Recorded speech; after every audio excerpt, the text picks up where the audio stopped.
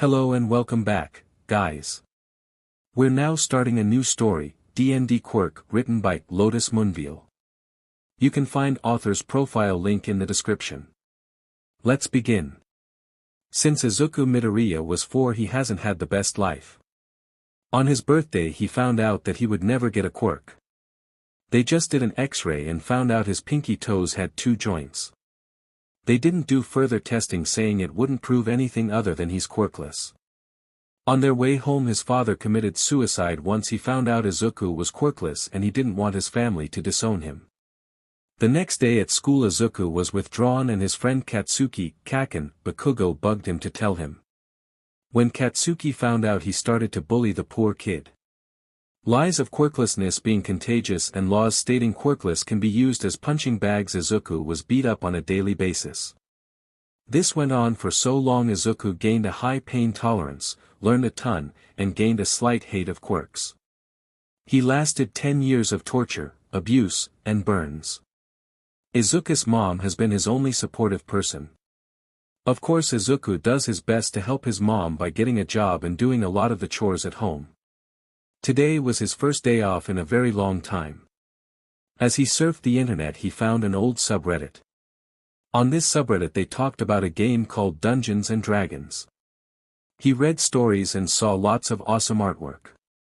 The stories ranged from so silly he couldn't breathe from laughing too hard to those so sad he would have cried, if he had a tear left. The artwork was breathtaking as well. Worlds of many colors, different races and classes, and the magic they drew. After a while of surfing he found the art and story of a character called Izuku the God. This character's story was about how a kid became a god after finding the lost relics of power which hide in plain sight. The art somewhat looked like him, but in an armor set that looked like it was made of emeralds and jade. As Izuku looked it over he made a wish that would change his destiny forever. I wish I was like these awesome characters. As those words fell from his lips the drawing of Izuku the God changed from frowning to smiling. Izuku rubbed his eyes some and looked again, only to suddenly be in a giant white room with the God standing in front of him. I will grant your wish, but you must train to learn all of my powers. For now I give you my base stats of all 20s. Your strength, dexterity, constitution, intelligence, wisdom, and charisma are now maxed without boosting items. Izuku felt his body bulk up slightly and he felt much healthier. The god then smiled, "No pain, you're truly pure of heart. I will give you 2 more powers. For your purity I give you ultimate spellcaster feat and artificer's envy. May you use these gifts well. Until we meet again, young god in training." Izuku was suddenly in his living room scaring his mom. She instantly noticed he was taller, more handsome, and something powerful was in him. She was about to ask when Izuku fainted, crushing the coffee table which survived much more than a teenager falling on it. She called the hospital and had an ambulance take him there. A couple hours later Izuku woke up and looked around confused. When he realized where he was, confusion filled his mind as the last thing he remembered was seeing his mom looking worried. He noticed a drink with his name on it just out of his reach. As a joke he said, "Mage hand, I summon you." He suddenly saw a ghostly hand form, give him his drink, and then vanish after giving him a thumbs up. Inko POV, I walked into my son's hospital room with some food for when he woke up. When I saw I was not only awake but drinking the water I left, I got a tad mad. How long have you been up? Also I am upset you got out of that bed after you collapsed. Izuku just looked at me confused. I collapsed. Did I break anything? I showed him a picture of the table and he looked upset. I'm sorry mom, I didn't mean to break it. Also I had an odd vision. With a sigh I hugged him. It's okay hun, just quit working so much. I'm the parent, not you. Now what was the vision? He told me about the vision and I chuckled a bit. Well, someone with a teleportation quirk messed with you then. You just suddenly appeared in front of me before you collapsed. He thought a bit and looked for his phone. When he got it he noticed his cup was warm and searched up something. Once he found what he was after he said, "Ray of Frost, target cup, purpose, cool my drink." He held up the hand not holding his phone and a blast of frost came out of his hand. After a couple of seconds he drank his drink happier. Okay, so I do have powers. I thought I was seeing things. Dancing lights, get me a doctor's attention please by leading them here as ball of light. I watched ball of light suddenly form and Izuku kinda danced in his hospital bed. Awesome. I don't need components for spells. I wonder what else I can do. The lights left and I was stunned. Those spells finally clicked. Wait, you're casting spells from DND. He nodded and I pulled up a website I remembered from when I played it in high school. I pulled up a homebrew spell I knew would help us. He looked it over and looked at the flowers in the room. Gem transformation, target flowers in the vase. We watched as they slowly transformed into gems. The doctor walked in and was batting at the lights. Boy, you could have just hit the call nurse button instead of having these ball of light harass me. We both apologized and said we realized why Izuku collapsed. He was surprised since late bloomers usually have already manifested. We give them the flowers and he takes them to be appraised by a jeweler. We leave and head home eating our food once we got there. That's when Izuku thought of something. Mom, make a spell for me right now. I wanna try if I know it's homebrew if I can still cast it. I sigh, let's do the testing tomorrow, hun. We have the weekend off. I already called our respective bosses and they gave us time off. He nodded and I wrote him a simple one I called Student's Blessing. It will teach him everything about anything he wanted forever. He quickly used it and he smiled. It works. Tomorrow I will see if I can homebrew spells. Good night, Mom, I love you. He mended the broken coffee table then went to bed with me chuckling. My son is going to make a lot of people mad with his power. Izuku POV. I woke up the next morning and headed downstairs before Mom could. After deciding what breakfast would be I created a new spell. Instant breakfast, bacon, eggs, waffles, toast, coffee, and apple juice. As I finished talking Mom walked in and the food suddenly appeared on the table. She hugged me, "Morning my awesome son. Guessing you just made that spell." I nodded and we began to eat. After breakfast the dishes suddenly vanished as if they never existed. That was cool. I didn't write that in but very useful. I watched as it got added to the spell as it had to be written down somewhere for it to work. Mom, what's an artificer in DND? She explained they cast magic through machines but since I can cast any spell that's not needed. Once she finished I smirked, may I get even with the bullies at my school? She nodded and kissed my forehead. Sure, your father's blacksmith stuff is in the garage. Promise me you won't do anything dangerous. I nodded and quickly headed to the garage. After using Student's Blessing I grabbed all I needed and fired up the forge. When it got hot enough I created metal with transfiguration magic from some trash. With that all done I smirk and get to work. I spent the day creating pieces of metal in an odd shape. Once I had roughly 1,000 pieces I began preparing my magic. Pieces of metal molded by me, I imbue you with magic. You will become my first artificer creations. Take form replicators. I watched as magic flowed out of my hand in the colors of the rainbows with the pieces floating for a second before they became replicators that obey me. Tomorrow at school I will reveal these and have fun. I wonder how many I will scare. Replicator prank. I spent the weekend making more and more of my replicator blocks so I could have a good few. After making at least 100 blocks I decided to create a mother/queen replicator to make them for me. With some planning done I created a good amount of replicator blocks and created a new spell. Replicator Queen arise, form from the blocks I made. Become my familiar and army builder. Let us both make my dreams come true. After I finished saying the spell I watched the blocks float and come together creating Queen Replicator. She was the size of a small dog and the two previous replicators bowed to her. The bows made me smile. Rep A and B, you two will collect the trash littering the ground outside and public trash cans. Be stealthy, don't want anyone to see you. I looked through a DND handbook my mom gave me and quickly created 2 small bags of holding which I hand to them. Who knew DND had so many interesting items? I can probably create a version of this bag later. Put the trash in here but do not overstuff them. They hold up to 500 pounds not passing 64 cubic feet. A and B salute before rushing off to do their jobs. While they were gone I tested the ability of the queen. I watched her climb walls, spit acid, and consume items to make more replicator blocks.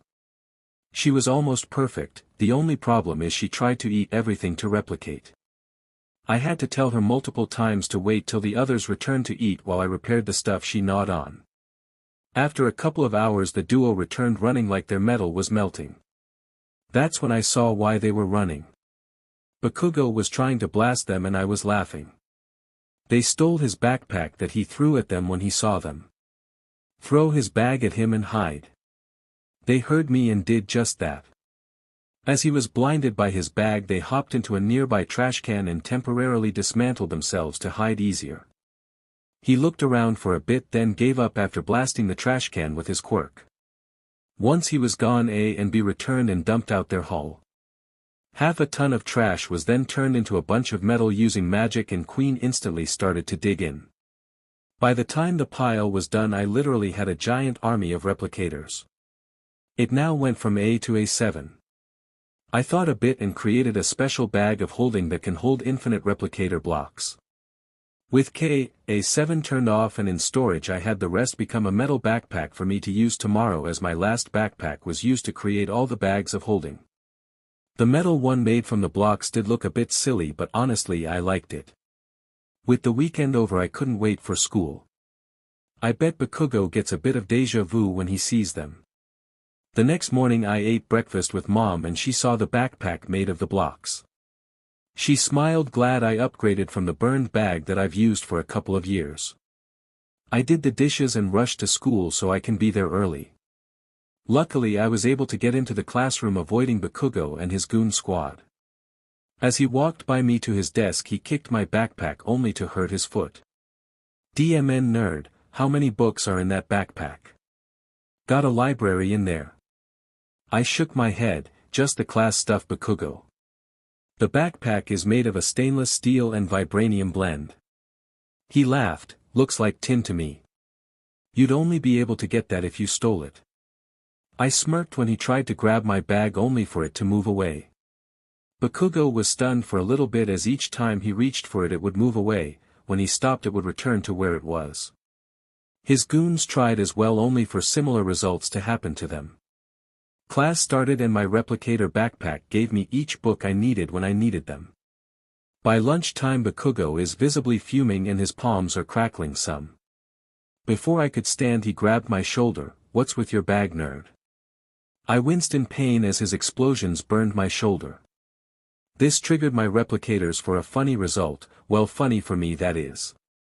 They put my bag of holding and replicator block bag in my hands as they become their original forms. Goon Squad backed away quickly as they saw the hissing metal bugs form and protect me. Bakugo recognized them, "So you made the backpack thieves." I laughed and stood up, "You threw it at them and I guess they mistook your rip-off bag as trash." I start to head to the door when suddenly I heard a blast against metal behind me. What I saw made me smile more. Interesting, they formed a wall in less than a second. That's a new record.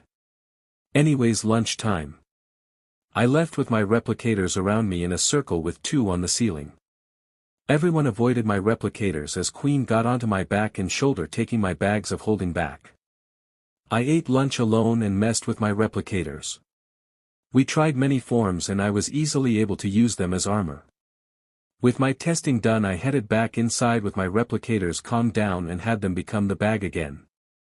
Bakugo was growling and the teacher said they would do a job apprehension test but everyone wanted to be a hero. Show of quirks except Bakugo. He says he will get into UA alone and the rest of us are extras. Seriously, does he think he is a main character in a manga or something? Then the teacher caused the best thing possible. He said I wanted to enter UA. Bakugo instantly tried to blast my head off. Of course, he failed hard. My replicators were already defending me and the Queen hissed at him angrily. Bakugo, don't try again. Queen is starting to hate you and you just met her before lunch. Everyone was shocked as I glared at Bakugo. What is this SHT nerd? You've been hiding your quirk from me. I began to laugh, sounding a bit crazy. Nope, just a late bloomer and my quirk is yet to be named. I then saw something pop up next to me. It was a floating scroll with a replicator drawn on it and a note. Quirk upgrade, unlocked replicator king, unsettling laugh, race shift, and class shift. I read it and watched the scroll burn up. Can I spit on him, your highness? I want to make him scream. I was stunned until I realized I understood it was Queen talking in clear English. Don't spit, don't need the nuclear Pomeranian getting madder. Plus your acid helps you turn metal into more of you guys. His face would be unrecognizable. Everyone quickly backed away except Bakugo. He just growled, what did that metal roach say? I then realized that I can understand them, they were still talking through clicks. Queen wants to make you scream in pain, but I told her no. Also back off, I have a lot more replicators than just the ones you see here. He swung and I ducked easily, so predictable. While Queen was hissing, I noticed that one of my replicators had snuck over to a big window and opened it. The bell rang signaling the end of school and I chuckled, you know what? You always tell me to take a swan dive off the roof. I'll just jump out the window. With the help of my replicators I jumped out the window. As I fell they became metal wings and I flew away laughing as Queen spoke. That was interesting to see. You enjoying flying, your majesty? After a bit we landed near a bridge and all but Queen became a backpack again. This power of mine is interesting. I think I will call it Replicator King so people will underestimate us. Queen agreed and suddenly stiffened, looking at a manhole cover. Something is under that. It moved some as if to peek then quickly closed. I smirked, come out sewer dweller. Queen saw you move the manhole cover. Out came a slime villain. He groaned, I was going to sneak attack you. Oh well, you're my new host. Slime for Brains tried to attack me only for my pets to trap him. He was put into an airtight cage made with replicator blocks. That's when All Might showed up. Where did the villain go? I pointed to the box and kicked it. This resulted in audible cursing from the slime. My quirk is quite flexible. As he looked at a replicator block he coughed up BLD and started to steam. Queen block all exits, reinforce cage. A flood of replicator blocks flew out of its bag and closed off the underpass, even the manhole was reinforced. The steam stopped and I saw a sickly skeleton. Don't tell anyone about this.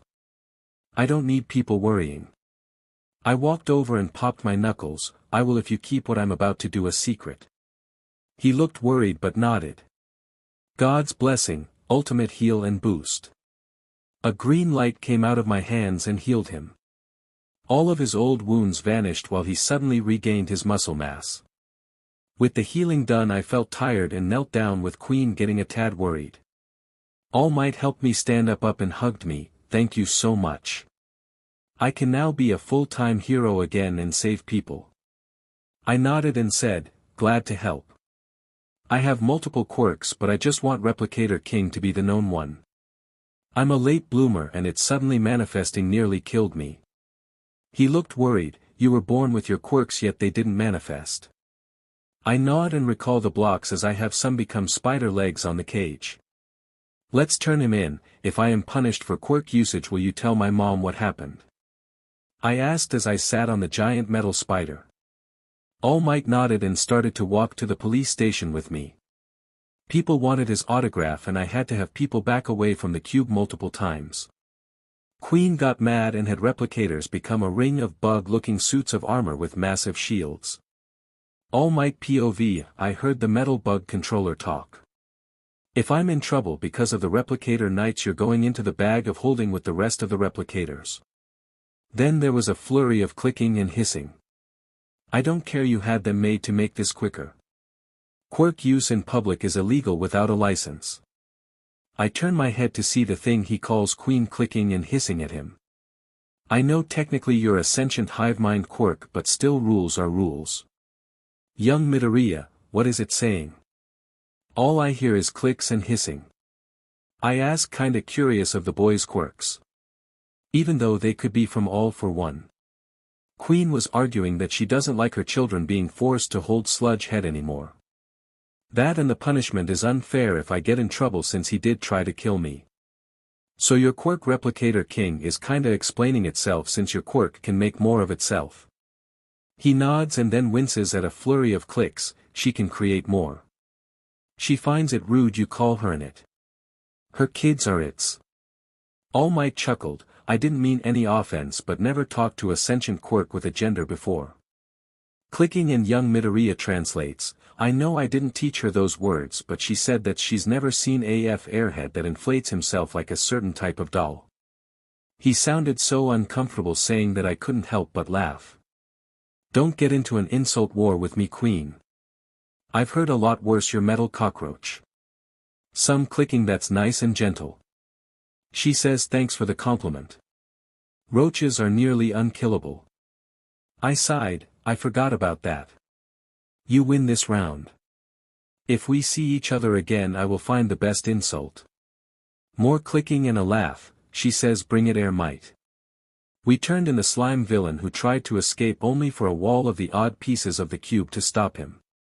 Once the slime guy was in his cell the pieces went back into his bag. Queen was clicking as the cop scolded young Midoriya. The cop got mad and tried to hit Queen with his nightstick only for her to eat it. I'm not joking, she ripped it out of his hand and ate it, making a small wooden replicator which sat on her back. Queen, they can't understand you. Also it was rude to try to talk over them. She was yelling that it was self-defense when we trapped Sludge Head. He wanted me as a bodysuit. The replicator nights were because she didn't want to risk him getting out and kill me, resulting in her and the other replicator's death. Also sorry about your nightstick, but she felt threatened. The cop sighed and left for my future friend Detective Naomasa Tsukachi to enter. I am going to ask you some questions. I want the truth. Did you instigate the fight with that villain? No, clicking, hush, they can't understand you. Is it true you were quirkless till last Friday? Yes. I fainted shortly after getting it. Was your quirk given to you? I don't know. I had a vision that a night version of me gave it to me. Do you know of a person called All for One? Only the rumors he was alive when quirks first formed. What is your quirk? Replicator King. You've told the truth until now. What is your quirk? I don't fully know. I've split different aspects into different quirks. The ones I know so far are, King Replicator, Ultimate Spellcaster, Artificer's Envy, Unsettling Laugh, Class Shift, and Race Shift.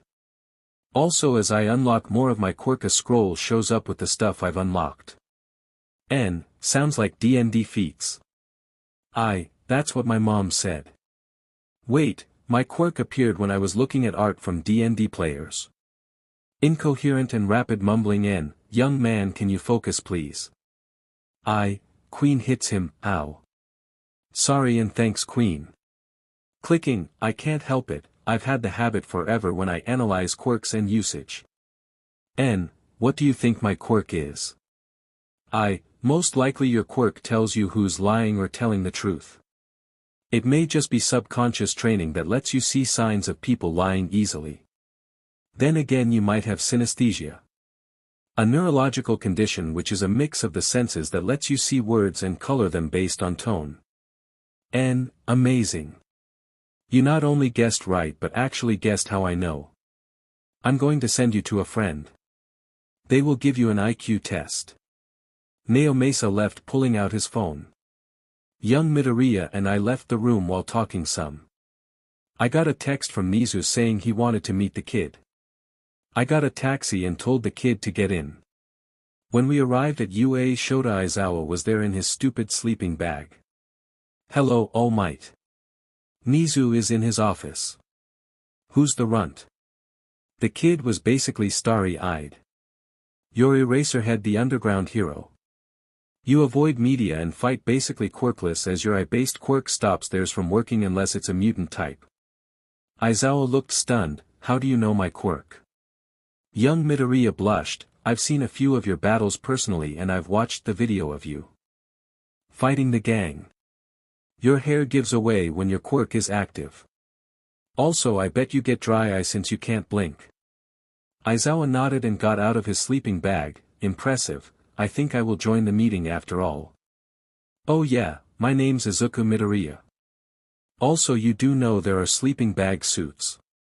That got Aizawa's attention. They talked a bit as we headed to Nizu's office. Once there, Izuku looked at Nizu. Either that's Nizu or their pet. If that's Nizu, either their quirk made them an animal or they were a lab testing animal and they became really smart. Impressive, Mr. Midoriya. So I heard your quirk is evolving and tells you when it does. He nodded and quickly dodged to the side as a WHP was launched at him as an attempt to grab him. Queen got mad and yanked the WHP out of Midnight's hand while pulling her out of the shadows. The WHP was made into another replicator with small mini WHPs on its back.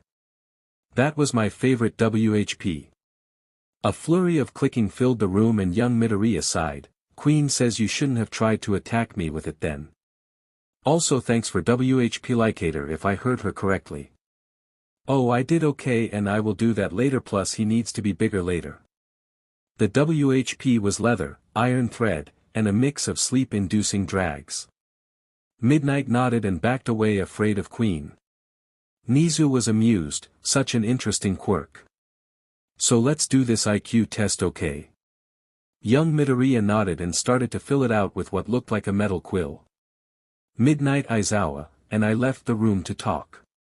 He is a young hunk. Where did you find him? I sighed. I was chasing a sludge villain and when I hopped out of the sewer, young Midoriya had caught him in what he calls replicator blocks. He can speak to the one he calls Queen, which as you saw can make more replicators. Aizawa smirked. I want him in my class if he does the entrance exam. Him and Midnight argued a bit before they noticed that I wasn't deflating at all. All Might, I may be the R-rated hero but you can leave muscle form and look normal. I won't try anything in your weakened form. I chuckled. No need to anymore, that kid healed me too. Can't say how since I promised him not to. After a couple of minutes we heard Nizu scream. We rushed in only to see that he was looking over the test he gave young Midoriya. What's wrong? Did I fail it? Nizu shook his head. The complete opposite. You got a perfect score, which is a first. Even I missed some questions. That stunned us all and young Midoriya dropped his quill. After a few minutes Queen started clicking and started to stomp when he didn't reply. After a bit she grabbed the quill and wrote on a piece of paper, "What does that mean, you bear wannabe?" Nizu snapped out of it. It means he is the smartest person in the world. Queen did what I assume is a dance before clicking to young Midoriya. Sorry, I was just stunned. Nizu's IQ is supposedly over 200 and I did better on his test, meaning my IQ is way above that. Mr. Midoriya, this will be a first. I officially accept you into Class A1 as of now. You don't need to do the entrance exam, but if you want you can do the physical bit, Nizu said as he started to do the paperwork. Wait, what? Nizu yelled. You all heard me. Mr. Midoriya is now going to be in A1 next school year in 10 months. Also, why do your files say quirkless? Izuku POV. I gulped as Nizu asked me the dreaded question, why do your papers say quirkless? Before I could answer, a bright light suddenly appeared in the room and spoke. I gave him his powers. You all can call me Izuku's guardian god. After seeing a few centuries of quirkless losing heart and ending their lives, I found Izuku. His pure heart called for me and he wished for the ability to save others. I looked at the light. You gave me my quirk. I thought I was just a late bloomer. The light chuckled. No, I blessed you with it and I wish I did it sooner. Gotta admit though, replicator wing armor was fun to see. The light projected the scene of me jumping out the window and flying quickly out of view. My classmates looked partially sick as they looked for my body only to find nothing. Aizawa groaned, Midnight sighed, All Might chuckled, and Nizu fell over laughing. I think I let my emotions take the lead then. I wonder how they will react tomorrow. The Light laughed, I'm curious as well. Anyways, you can find out. Also, I should explain something. I'm a god, there are thousands of gods throughout the multiverse, so be careful. The Light then vanished. I look worried, I got the notice of a god. If one likes me, there might be one who hates me. After a bit, I told the four there about what I know about my quirk, and Midnight grabbed my shoulders. Can you make me stay appealing until the day I die? I thought a bit and started to write a new spell. Once I was done, I popped my knuckles. This might hurt a bit. Also, you'll still need to live a healthy life. I just stopped aging, not anything else. Aphrodite's blessing, unaging beauty. I watched as pink smoke flew from my hands and surrounded Midnight for a couple of minutes before it ended, and I felt tired. All Might caught me as I began to fall down. Okay, 2 massive op spells a day limit. Can someone call my mom or give me a ride home other than Midnight? I've seen you drive. Aizawa laughed and said he would give me a lift. On the way home, he and I talked about cats and his life as a hero.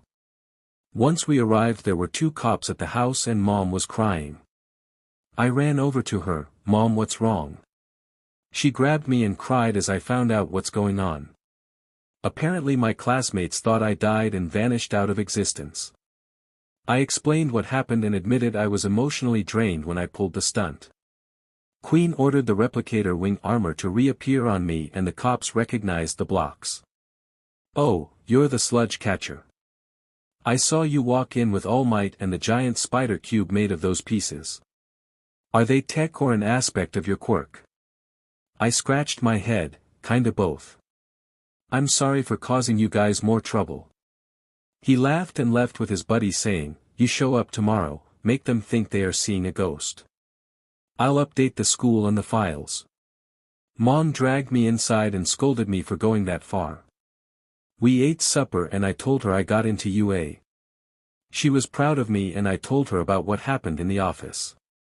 She was just as shocked about the god bit. The next day I entered the classroom and sat down early.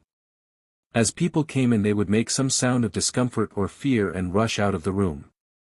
Once the teacher came into the room, they sighed, hello Midoriya, why haven't you told anyone you flew away? I looked upset. They kept rushing out before I could, and a few looked sick. The innocent cinnamon roll act worked as everyone entered the room. Once everyone walked in, I headed to the front of the classroom and bowed. I am sorry about the stunt yesterday. I was emotionally drained from work and years of bullying. I just couldn't help myself. Luckily, Queen Replicator had the others become armor and flew me to the ground. I went to my chair and we had class like normal. When lunch came, people tried to sit with me and tried to become my friends. When I started to get irritated for them getting too close, Queen hissed. People backed away and I relaxed some. Sorry, but you guys were too close to me. I need to be able to breath. They all apologized and we all ate lunch somewhat easily. Queen kept people from touching me when I flinched. After school I ran home and saw Auntie Mitsuki and Bakugo in the living room. Oh Bakugo, why weren't you at school today? You missed a test in science. I got a tackle hug from him as he rambled off apologies. He then explained his bullying was originally just to protect me from dying as a hero. He didn't mean to go so far. I forgave him and they joined us for supper.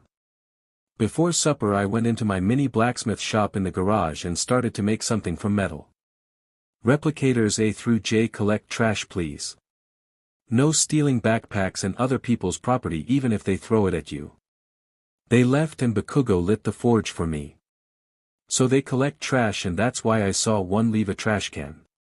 They can do a lot more, but with my quirk I can do a lot. They are just a bit of it. Yes Queen, some of the trash will become leather and iron for replicator.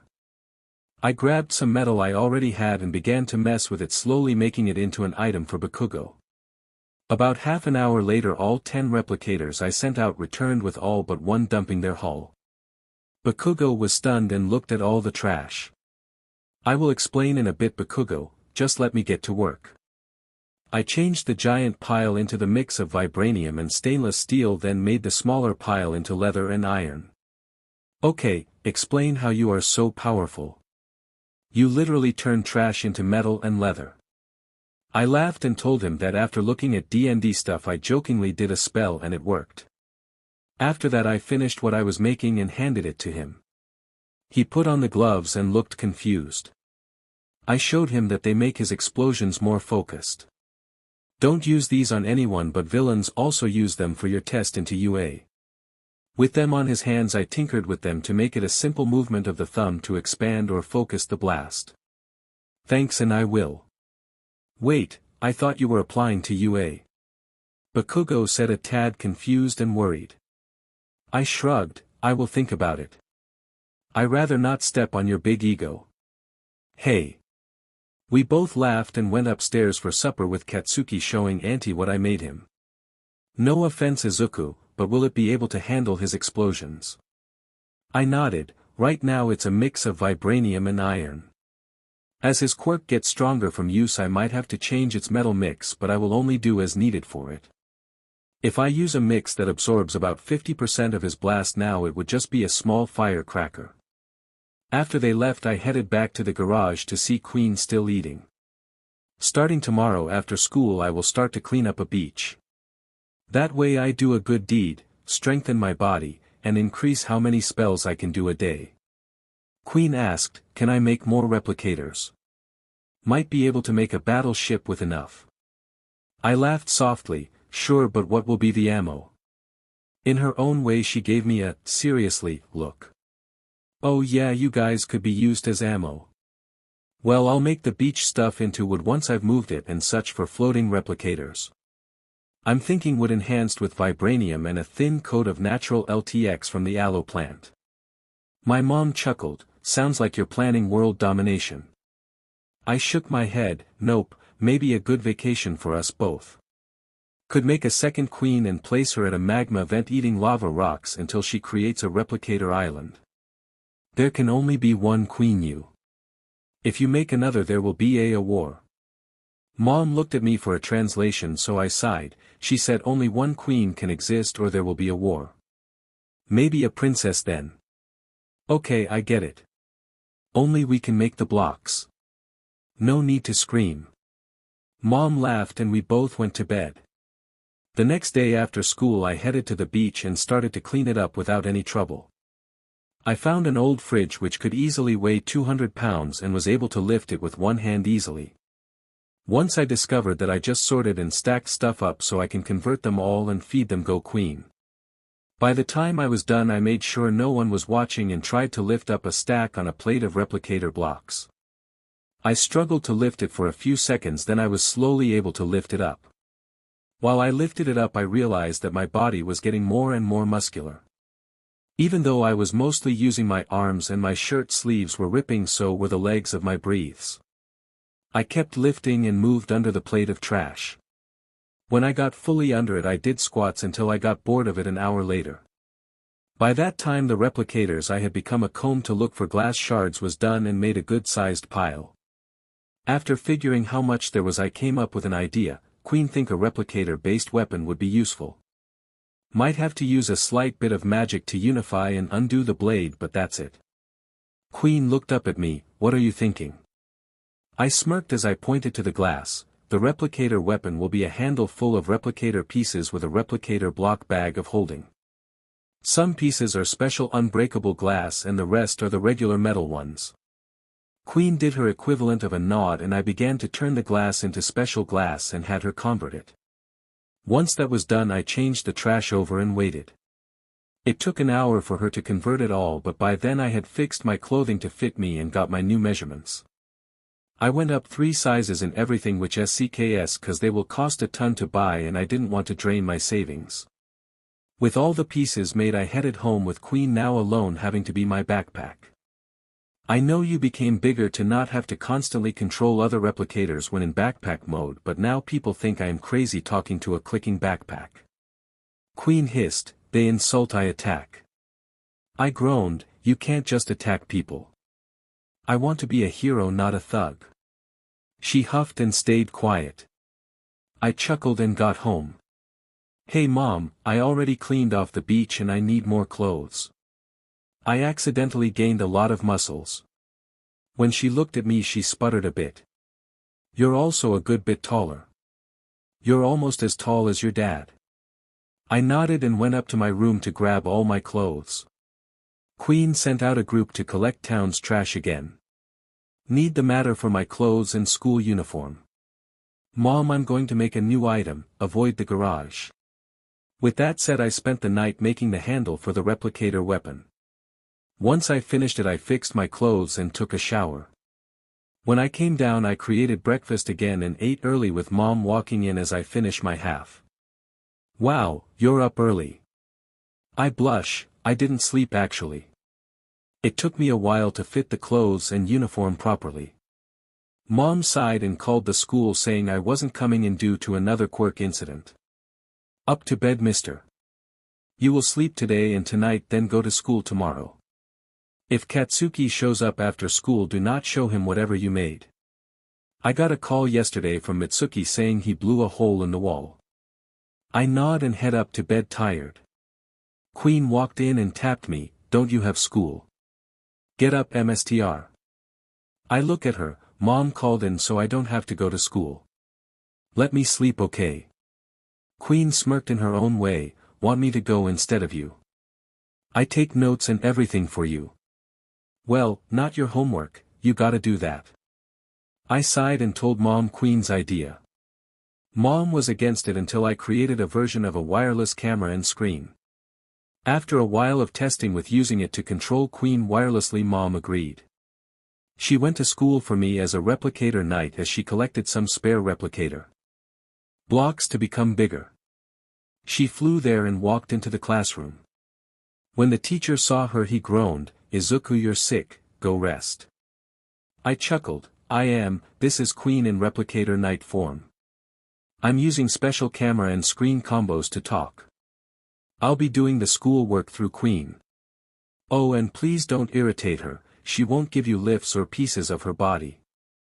Mom went to work and I did my long-distance school day. It was nice except I had to translate Queen often. I had to censor a couple of them, especially when two of the more liberal girls invited me to a non-existent pool party. Queen called them lying SLTS with a lot of extra bits. During lunch she stayed in the classroom and so did Katsuki. At the end of the day Queen flew home and I took a nap until supper. When supper came I woke up to Queen carrying it up to me. I may be a king of replicators but I don't servants or grunts.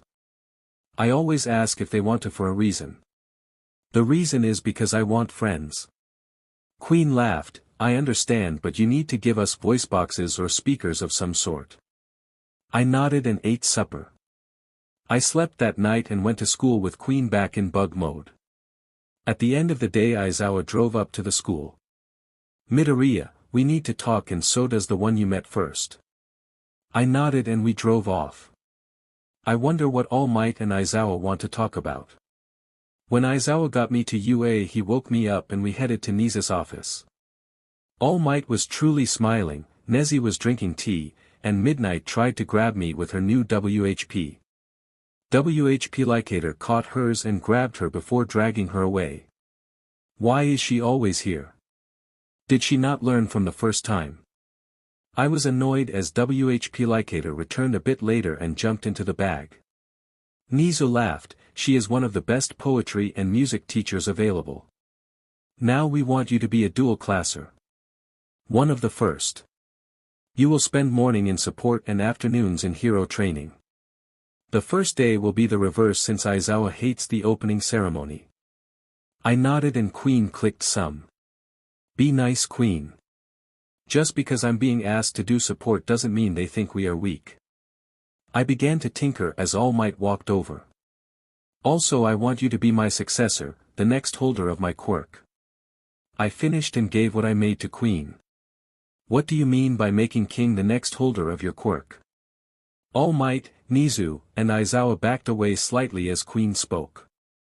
I'm guessing All Might's quirk can be passed on to another person similar to how an artificer can boost someone else's gear. All Might nodded, yes, but do you accept my power? That's when my guardian god showed up. All Might, I am sorry but your quirk will hinder the powers I gave him. His powers are based on his DNA and if yours and the previous holder's DNA enter his body it'll screw them up. I then thought of something, Guardian, what if I become a changeling then take his quirk? The changeling rearranges his DNA to look like other people so maybe. Guardian laughed, you are a clever boy. That is the only loophole but only your changeling form will be able to use his quirk. I used race change and became a changeling. Everyone watched shocked as my skin turned gray and my hair was snow white. That's when Midnight walked in and screamed. I smirked and became her, clothing and all. She tried to hit me with her WHP but I caught it and yanked it from her. Hello you slut. How about you kneel to the real queens of Japan? Nizu was laughing like a mad man, Izuku looked amused, All Might was chuckling, and Midnight knelt. I changed to look like my old self and tossed her back her WHP. Midnight, it's best you leave the room. We aren't done talking. She walked over and whispered, if we ever date I hope that night we continue this. I blushed as she walked out with a smirk. Once she was gone I accepted All Might's quirk. For the next couple days I trained with it and mastered it. I then spent the next few months training and building some simple stuff board. I woke up to Queen acting like an alarm clock on the day of the test. If you thought the regular beeping alarms were annoying you'd be mistaken. She was screaming through a megaphone she made from replicator blocks. Wake up King. It's time for the test. Get out of bed. Hurry up before I bite you. After about the second loop I punched her across the room and stood up.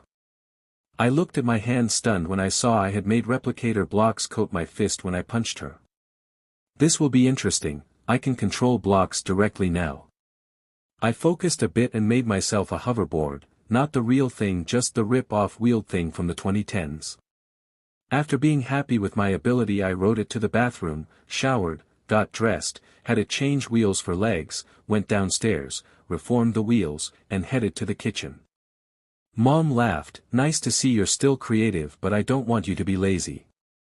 I explained what I just figured out and she congratulated me before giving me my breakfast. After that I walked to UA and looked over the paperwork ignoring the people looking at me and Queen. Bakugo saw me and talked to me, hey Izuku, ready for the test. I nodded and headed off, going to do the support class test then the hero test. Have fun with the written test. After searching for an hour I found the room. I went in, got a number, and ended up waiting to show off my replicator handles and if it's accept I will then have to build something FO boost a random hero which will be given to me. The last 3 people in front of me had their creations fail. When Power Loader saw Queen he backed away and she clicked happily. So numbed 42069 what do you have to offer? Other than that bug. Queen hissed, I am Queen Replicator. I am not a simple bug you human backhoe. I glared at Queen, be nice he is going to be our teacher if we pass and you do look bug-like so you can't be mad. Sorry about Queen, she's part of my quirk and she's very vocal. Power Loader nodded, so what did you bring other than Queen Replicator? I pulled out 2 handles and a small box. I tossed the box to the side and it exploded coating the dummy. I tossed it out in ropes, replicator blocks, slime, and a few other binding agents so whoever the box catches can't escape no matter what quirk they have. That impressed Power Loader and he pointed to the handles, what are these? I picked them up and headed to a weapons area, tell me what weapons you want me to use on each target. He laughed, crossbow, gun, tomahawk, and sword. As he spoke the weapon one handle would become it and I would use it. I shot a few crossbow bolts at a dummy, shot down a flying target with my gun, and tossed one handle into a barrel as a tomahawk which returned to my hand after doing damage. With a smirk I formed 2 broad swords and single-handed wielded them as I sliced up a giant target making them fall apart easily. These handles use my quirk to make the weapons. The ammo is created with energy. Power Loader was stunned and said, "You're in, bud. I'll see you Monday morning." I chuckled, I also have to do the hero test. Nizu wants me to dual class. If I get in heroes class I'll see you Monday afternoon. I rushed off and headed to the hero test. Getting there as present Mike was explaining the bots bit of the test. Some blue-haired teenager was complaining about the pamphlet being wrong and then at me for being late. Queen formed a megaphone again, "Shut up blue hair." King was doing the support class test as ordered by Principal Nizu himself. "Now sit down and shut up." Yo Cockatoo, sorry for being late, a lot of people was ahead of King and please continue about the fourth bot and its status. Present Mike yelled back, "Thank you Queen Replicator. Now how about you turn into a backpack and shut your clickers?" I grabbed the megaphone, "Be nice, she might summon another swarm." I then headed to my seat and sat down for the last of the meeting until it was physical test time. I got onto the bus and headed to my test site and smirked as I talked to Queen. Should I do close or ranged? Close and speed. Maybe also bomb arrows. I nodded and set up a handle as a giant sword and a crossbow. Right when the doors opened I rushed in forming replicator flight armor. I jumped up and started to blast bits of the bots away suddenly. Follow that bug boy. There's no countdown in real life. I chuckled and let them find some bots as I send out a flood of replicators. As bots are destroyed they are consumed and buildings are repaired as people move away from them. After a while I decide to have more fun creating giant replicators which just straight up fight some bots while forming around people putting them onto their backs. That's when the 0-pointer showed up. I was about to help people evacuate when I saw a person pinned under the rubble caused by the giant bot. Mega Replicator stopped I flew down to the rubble and used spare replicators to move it before having them drag her away. Once she was gone I smirked and jumped onto Mega Replicator and have it launch me at the 0-pointer's head. As I fly over I swing two giant swords around slicing off the armor off its arms, chest, and face before I suddenly activate a new ability. The scroll says, "Replicator Morph, become a giant human form replicator." I smirk, Queen activate Replicator Morph. What happens next in a couple of seconds is fun, for me that is. Replicator blocks and I fuse together creating a giant replicator looking like a person. Because I had my replicators eat so many fallen robots I was taller than the 0-pointer. Time for my lunch. I literally tossed the giant robot into the air and swallowed it whole. After a few seconds it was converted and I returned to my regular changeling body. With the 0-pointer gone I sent out a wave of healer replicators to heal any injured and to repair the damaged buildings. By the time Recovery Girl came out to heal people it was done and she saw a few replicators fixing damaged clothes. I avoided her giant needle cane and sighed, "Sorry Recovery Girl, you know how I am. You can still pass out candy though and you can go to another site to heal the others quicker." She sighed then laughed, "Can you create a lift for me?" I nodded and a replicator formed with a seat for her. Once she sat on it formed a steering wheel and pedals. Have fun driving Recovery Girl. It also has some healers and others to help pass out candy in it. She smirked and nodded, "Let's burn RBB." She was then gone. Everyone suddenly had candy in their hands and you just see a trail of smoke climbing up a nearby wall. Queen and I look at each other, I think I messed up Queen. All she did was nod and sigh. I reformed the flight armor and followed her. Honestly I might have given her giant replicator transport too much speed. I had to fly ahead of her and signal it to slow down as I moved people out of the way as a lot were injured here. Recovery Girl and I spent the next hour healing all the people and me making sure she slows down when she is halfway down the wall into the next site. When we finished I got her to her office and took back the replicators. She understood, "I kinda went speed demon on the one you gave me. Sorry about that but I enjoyed that ride. See you Monday if you get hurt." I chuckled and headed home as I popped my back. Queen was currently napping in the bag of holding so I had some peace and quiet. Once I got home I ate supper and went to bed where I slept soundly. Today was bonkers. Misunderstanding creates chaos, I groaned as I punched Queen again and sat up. I know you like being my alarm clock, but I'm not in the mood to get more disturbing the peace tickets. Seriously, if I get one more ticket for it I am removing your speech cube. She nodded and ran off to do something. I headed downstairs and ate my lunch because I slept in.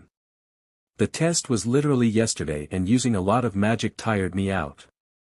As I finished eating my sandwich I turned on the TV to see a video of me in giant human replicator form eating the zero-pointer on the news. This made me worried as the giant form is just me a lot bigger. When the clip ended the news reporter claimed I was a villain attacking UA, destroying its property and, should I be seen I will be immediately arrested. I groaned and called Nizu. You have a leak or someone snuck onto the school grounds. There's a clip of me eating the zero-pointer on the news. I told him a bit irritated. Nizu chuckled, don't heroes in training usually want the spotlight to themselves? What's wrong with it? I growled, oh, I don't know. Maybe it's because they said I was a villain. There was silence for a bit before I heard windows breaking, a flurry of cuss words, and Present Mike screaming like a beach. The call then ended and about 5 minutes later the news channel apologized that their man got the story wrong. Once that was done I decided to change up my look some. I made my hair the same color as the metal replicator pieces, made my freckles shine some, turned my eyes a deep blue, and made myself a little bit shorter and less muscular looking. Happy with my new look I sent a picture of it to Mom and Katsuki saying, I'm going to look like this for a bit. The news called me a villain then retracted it about 10 minutes later. You know most won't believe it. Once they both said okay I headed out to get some air. Walking down the street nothing major happened until some idiot saw Queen on my shoulder. It's the big villain. Someone get him. I face-palmed as Kamui Woods trapped me in his lacquer cage. Once he was sure I was trapped I just sat there and said, just call Nizu please. He will straighten all this BS. He laughed and took me to jail. Once I got to the prison and in a quirk dampening cell everyone looked stunned. Nothing was happening to Queen so I decided to mess with them some. My skin slowly turned to its new natural gray color, my hair lost its shine, and I grew more muscular while Queen began to call pieces from the replicator bag to make herself bigger. This made all of the police freak out as instead of us getting weaker we were getting stronger. This made them call the riot squad to guard me. When Nizu arrived an hour later all he had to say was boo to scare any of my guards. I was now 8 foot tall, had replicator blocks slowly covering me, and Queen was the size of a horse. Midoriya quit messing with the police. I know this stuff doesn't mess with your quirk. I sighed and returned to the look I chose this morning, you had to ruin the fun.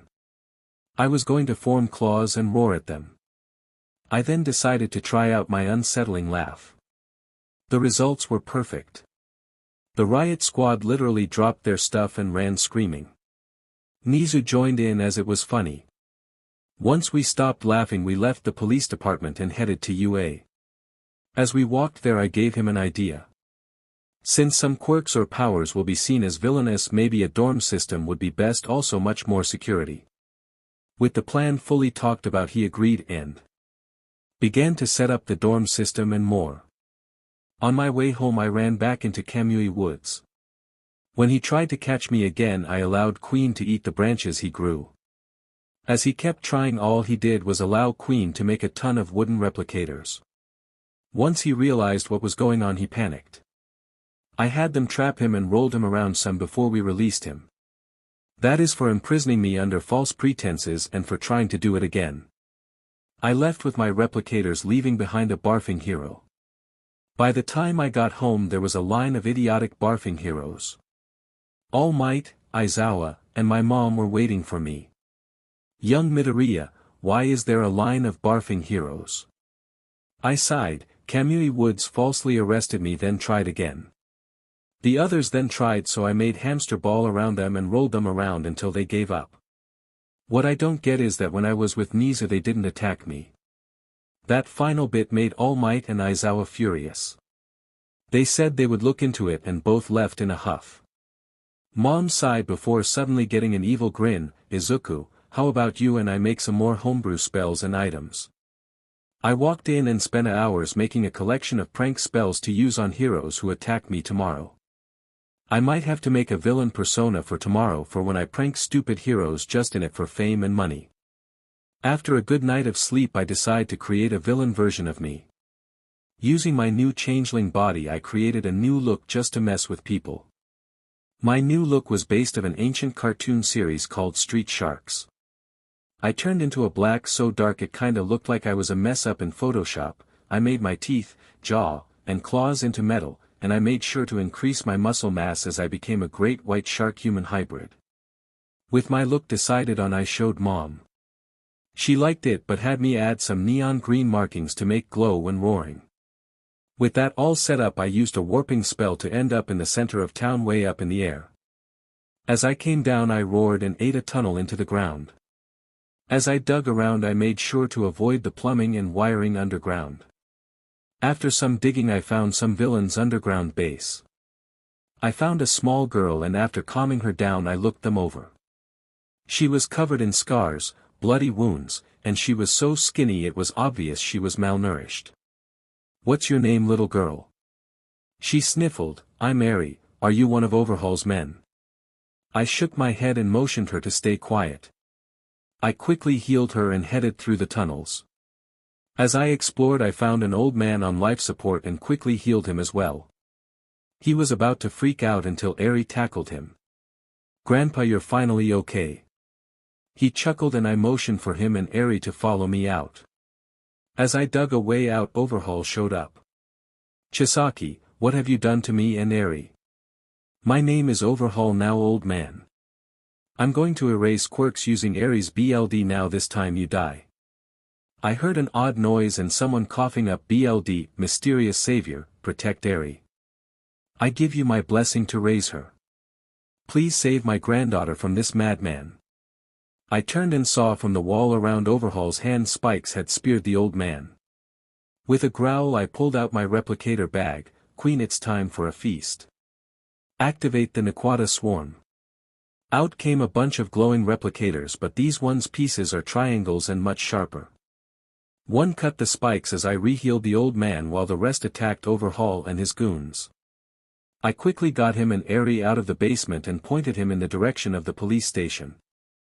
As they headed that way Overhaul popped out of the ground and completely eviscerated the old man. Eri screamed and I reverted to my real look as a changeling. What did you just do, Overhaul? Overhaul growled, I just killed an obstacle between me and erasing all quirks. You are the next one. He sent spikes at me only for my Naquata swarm to chop them down. That's when Queen crawled out of my bag and yelled, okay Plague Doc wannabe, you're now going to pay. Babies. The replicator blocks of all my swarms, the basics like Queen, the wooden lacquer swarm, replicator squadron, and one of my newer creation, the elementals. The elementals are literally made of fire, water, earth, and air. After a couple of minutes of them distracting Overhaul I got my wits together and decided to be very showy. Elemental formation. The wind blows, fire burns, the rain falls, and the earth crumbles. As I said that phrase the elementals formed a ring around me and a beam of light surrounded me. Once the light vanished I stood there as a being of pure energy. I walked over to Overhaul absorbing every spike, bullet, and his minions. Yes, the heartless BSTRD used his own henchmen as weapons against me. Now I am beyond furious and this BSTRD will pay.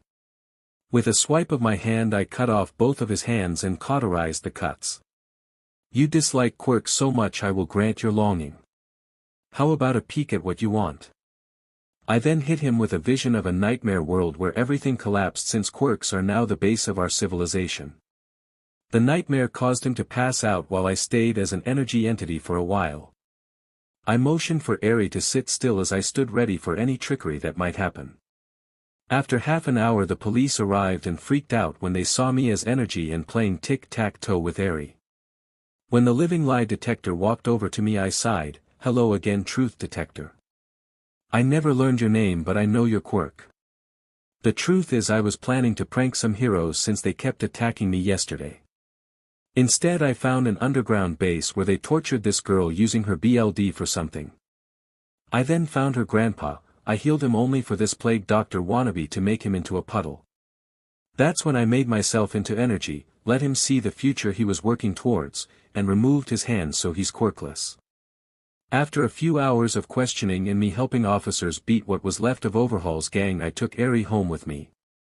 Mom was happy to help take care of her as I slowly became flesh and BLD again. "Mr. Lightbulb, what will you do to me?" Eri asked once I was done changing back. I chuckled, "My name is Izuku and I will be taking care of you."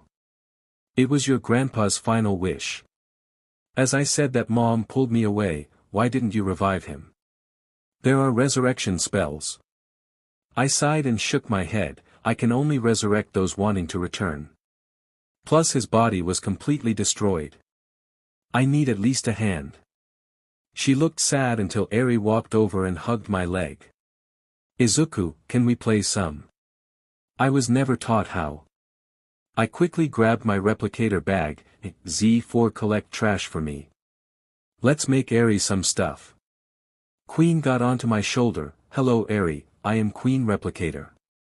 I make the others you see flying out of the bag."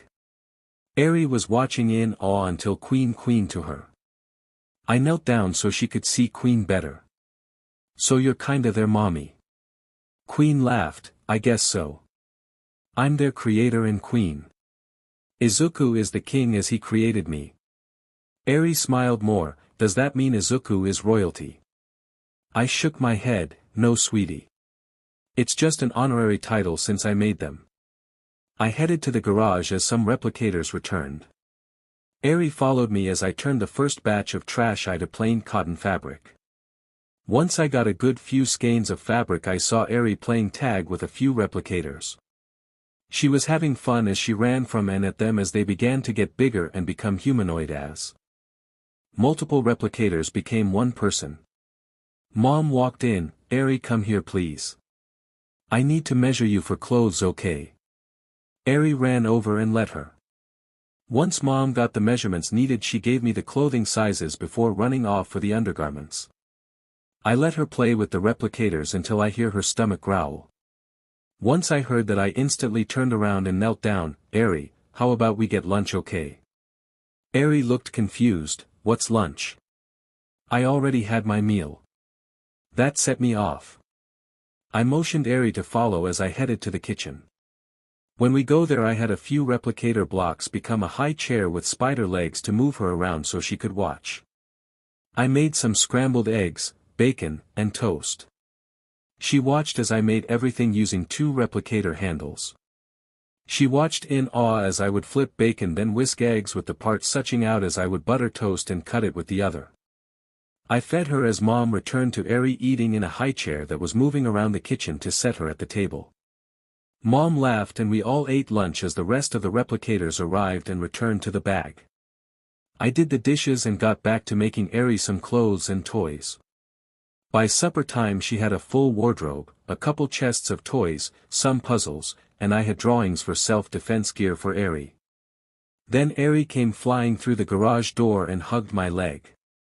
"Daddy, it's time for supper." I knelt down and looked at her. "So I'm guessing you want me to adopt you?" Eri nodded as Mom came in. "She already calls me grandma, so why not?" I nodded and picked up Eri. "Okay, after school tomorrow I will get the paperwork done, okay?" Eri nodded and the god who gave me powers popped up. I quickly bowed. "Good evening, guardian. How may I be of service?" He laughed. "Actually, I was here to help you out." I looked confused until both Eri and I got scrolls. She got the same abilities as me but replicator princess. I looked at mine and I have 2 new things. Quirk Collector and Savior's Blessing.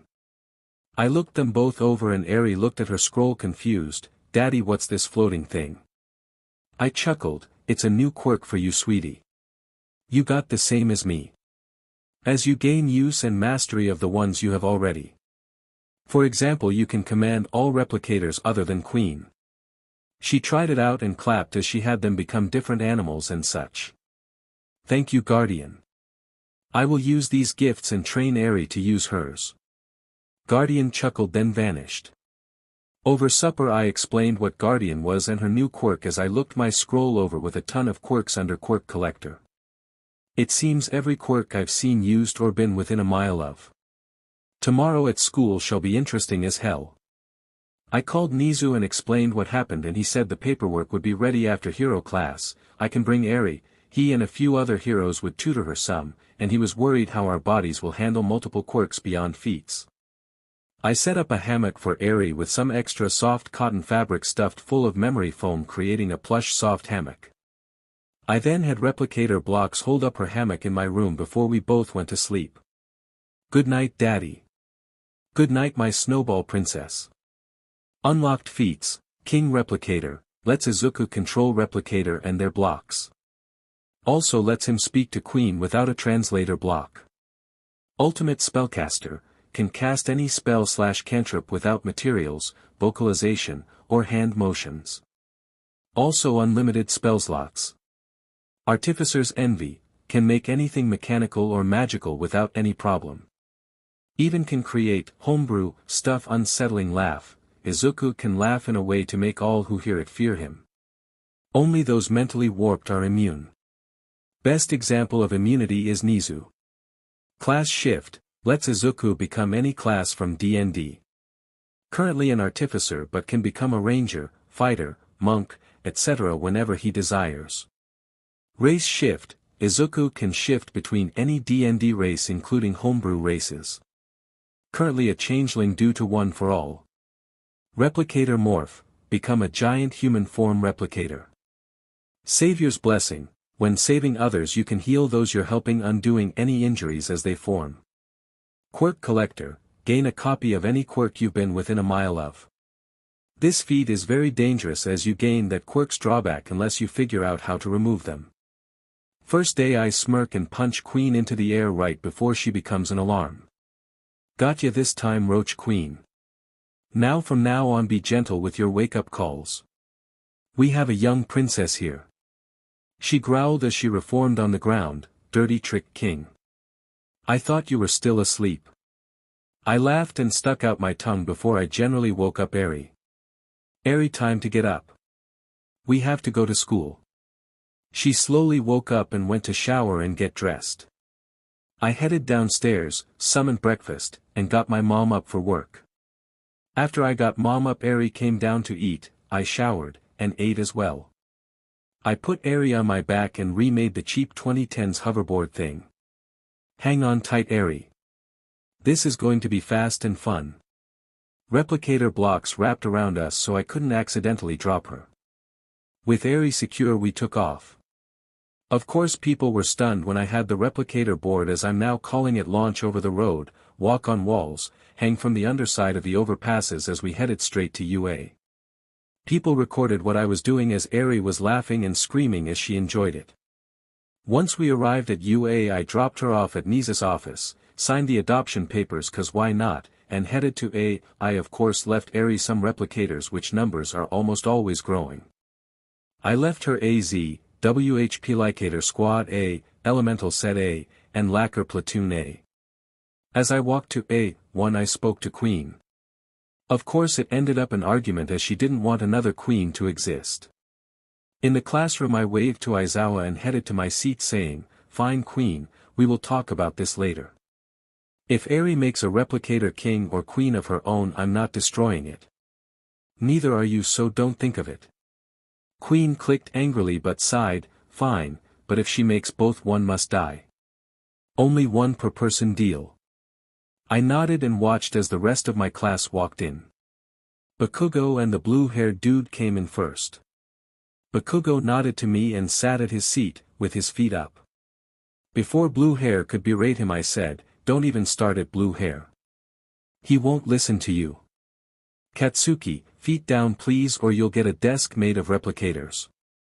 His feet were down instantly since he knows they will pinch or hit him at a moment's notice. Blue Hair bowed to me at a perfect 90 degrees. "Great, he's a private school kid. Thank you for having him set his feet down. Also I am sorry for yelling at you on Friday. I should have expected you would have had a reason to be late. I stopped him before he could talk any more. It's fine, just please stop raising your voice.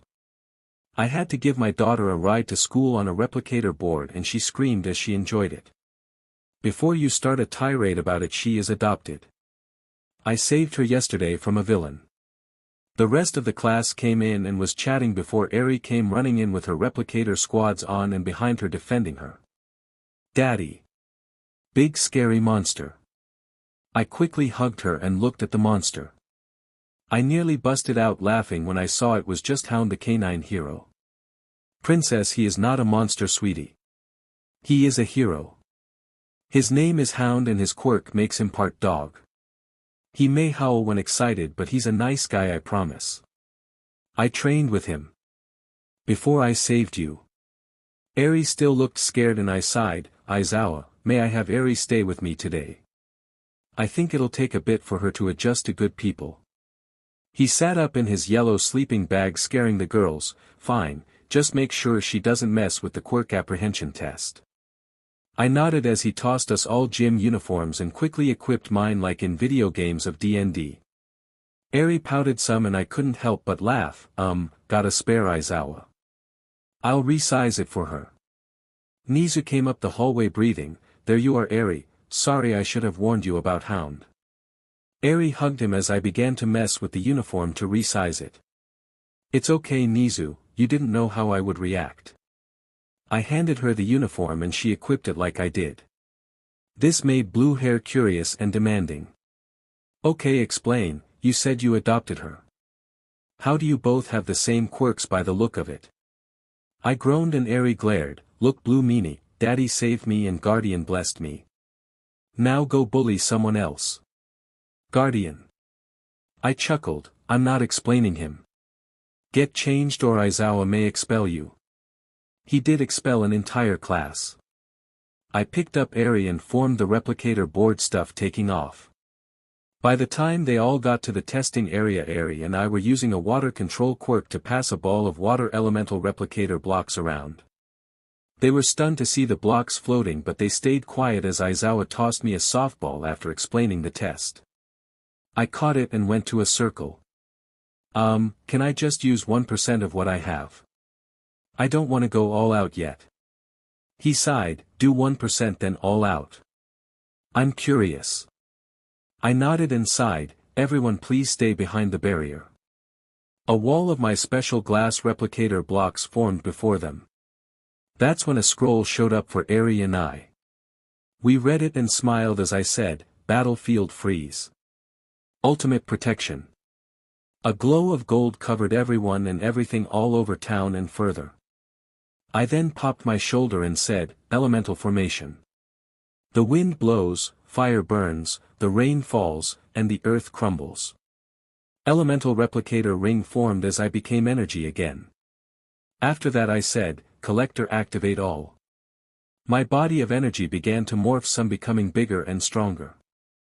I then spit at the ball, a tower of replicators. The ball just vanished.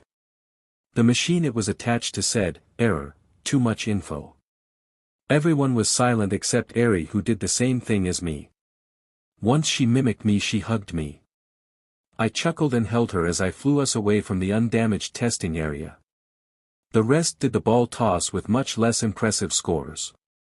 Eri and I got the best scores in all the tests before we became flesh again. Aizawa sent me and Eri off to the support class as we were halfway flesh again. When we got to that class, only our eyes were energy. Power Loader stuttered a bit. Midoriya, who's the girl and why are your eyes just energy? I explained what happened and the entire class relaxed. I started to build stuff with Eri, grabbing what I would ask her for. She watched and would help me out. Everyone thought it was cute except some dude with a robotic leg. I asked Eri to grab me a certain screwdriver type, he took it from her then tripped her. When I asked him to apologize, he didn't. I actually had to restrain Queen from killing him. Power Loader was about to get mad, but then I had an idea. How about a challenge? Power Loader's biggest problem is when he runs into a material he can't dig through. The safest and fastest method to fix it, in his opinion, wins. Deal. Robot Leg agreed and started to build what he wanted while I walked out of the room. I quickly called Guardian and asked for his help. Luckily as an answer I got a scroll and a new power. Apparently Eri got one as well while I was out. I returned and began to build a much stronger version of his hero suit with some sharper scoop teeth. With it built I backed up some and activated my new ability.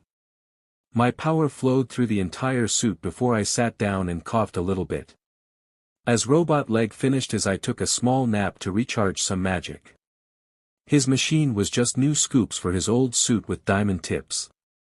Power Loader wouldn't even touch them as he knew the diamond blades would shatter hurting him.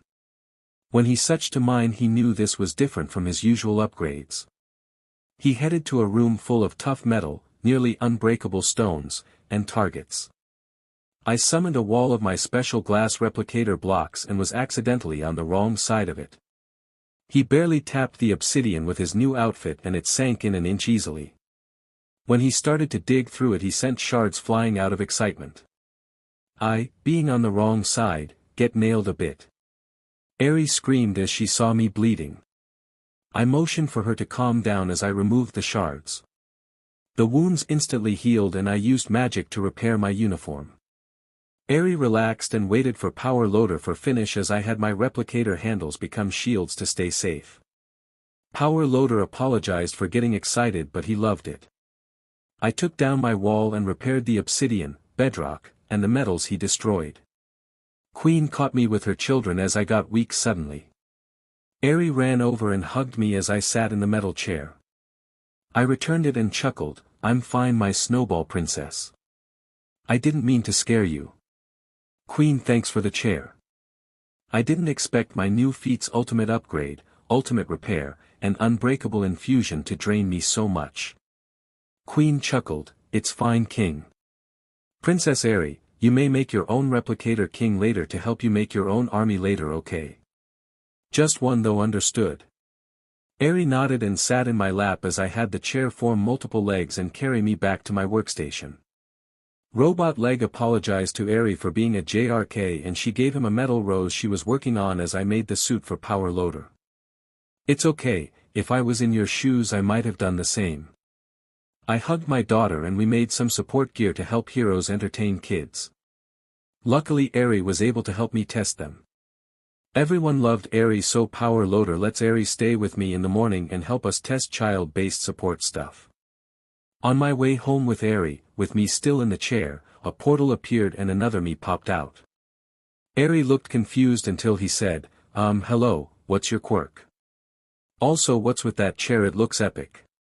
Queen hissed at him, "Stay away from King you fake. Explain yourself before I have my children attack you." He took a step back, "Oh yeah sorry. I'm Izuku Midoriya, I am a Reaper and my quirk is the code. I'm from another reality. I didn't mean to startle you." I smiled, "So there's a lot of me out there. You know my name, this is my daughter Eri, and this is Replicator Queen. My quirk is Replicator King and a few others.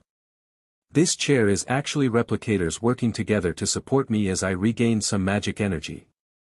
I motioned for him to grab on as a platform popped out of the back of my chair, "Get on and hold tight. I think Mom will want to see you." Once he was on we took off again. Needless to say Mom nearly fainted until Cyber, as we now call him, explained where he was from. He stayed for supper and I explained my quirk or blessing to him. He was surprised though about my life though. I wasn't even in UA fully when I saved Eri, I had a ton of quirks, and Eri has my powers too. After supper Eri went to bed and I showed him my blacksmith setup and began to work the metal. He watched me in awe and when I finished a sword made of a new metal I have been working on and painted it. After giving it a circuit pattern of a neon green with a black background using special paint I soaked it in nitric acid fusing the paint to the sword completely. I cleaned it up and handed it to him, think of it as a gift. It's a new metal I have been working on. I have yet to test how strong it is but I'm sure you can enjoy it. Cyber chuckled, "Think you can make a scythe of this later? I am a Reaper after all." I nodded and checked my scroll showing I had his quirk and all the codes he made, "I sure can. I'll deliver it to you when it's done. He said bye to Mom and left saying, I hope you find a good girlfriend soon. I must warn you though, some girls have ulterior motives, so be careful. A broken heart nearly destroyed one of us. I nodded and waved bye to him. After creating a scythe for Cyber and sending it to him, I went to bed as well. I'm going to wake up early and make tools of my new metal to test it. Tomorrow will be interesting. Unlocked feats, King Replicator, lets Izuku control Replicator and their blocks. Also lets him speak to Queen without a translator block. Ultimate Spellcaster, can cast any spell/cantrip without materials, vocalization, or hand motions. Also unlimited spell slots. Artificer's Envy, can make anything mechanical or magical without any problem. Even can create homebrew stuff. Unsettling Laugh, Izuku can laugh in a way to make all who hear it fear him. Only those mentally warped are immune. Best example of immunity is Nizu. Class Shift, lets Izuku become any class from DND.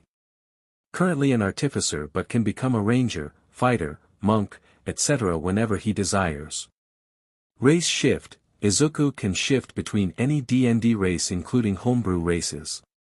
Currently a changeling due to One for All. Replicator Morph, become a giant human form replicator.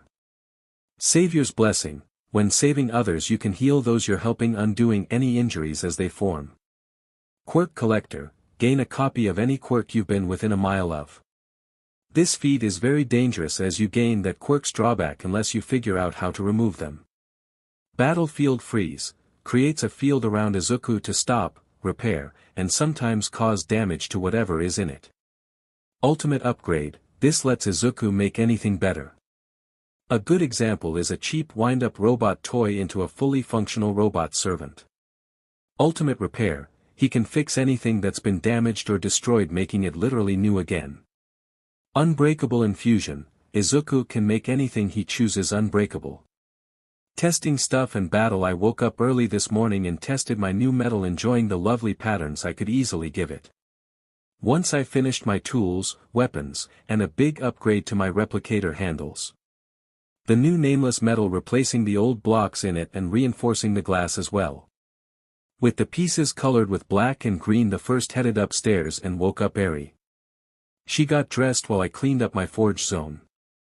Mom made us all breakfast as Queen walked around the room. After a couple minutes Mom used her quirk to pull her off the wall. Queen stopped that pacing and stand still. That clicking is giving me a headache. Queen nodded and walked away to sit on the couch. I then walked up, showered, and ate with everyone. With the dishes done, Eri and I left with her on my back and my replicator board ready to go. On the way to school Eri and I had fun. We left early to chase some squirrels and random birds. I had to fight a goose with a gooselicator. It was funny as the real goose looked completely confused at its replicator counterpart. When gooselicator honked off a train horn, the goose literally crapped itself and flew off.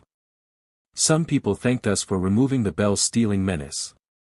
Eri and I arrived early and she ran over to Power Loader.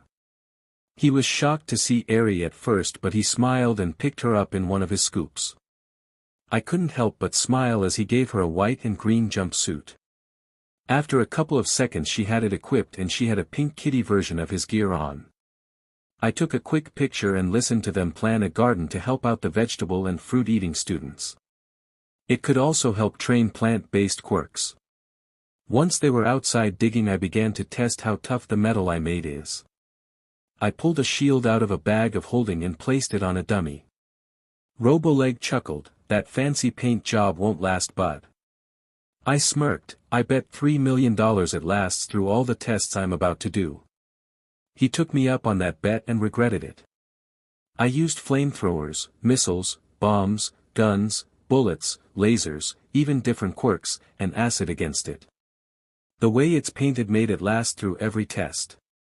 After a while he just groaned, mad, crud, I don't have 3 mil. Can I do payments on it?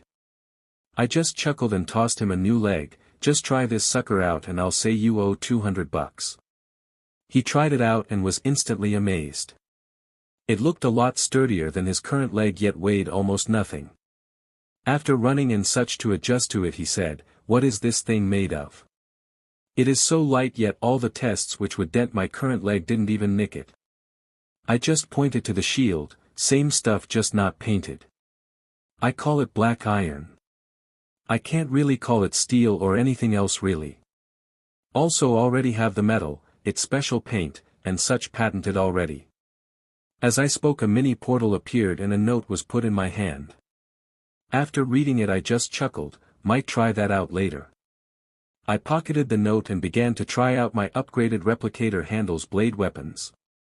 I had to make some rougher dummies out of iron, wood, Kevlar, and a lot more. They cut through it all successfully but some took longer than others. I had to test it on cement so I had to find Cementos and ask for his help. He was shocked when his cement wall was destroyed in one swing. It took us a while to find out what could even stop the blade I made. A mix of adamantium, naquata, vibranium and tritium, and that only slows it down unless it's thick enough to stop it. After lunch with Eri and some of my classmates a portal appeared for a second made of shadows. Out popped another me with a skull necklace. Okay, that spell works. What's your quirk, bud? I looked at him with suspicion until he sighed, "Fine, I am Izuku Midoriya, my quirk is still kinda unknown, I'm engaged to a princess of hell, and I got visited by Cyberme." I chuckled, "Same name, going to call my quirk DND King for now, and I just saved my now adopted daughter." We talked for a bit and I upgraded his staff to my new metal. Thank goodness his magic is focused through the orb and not the wood it was originally made of.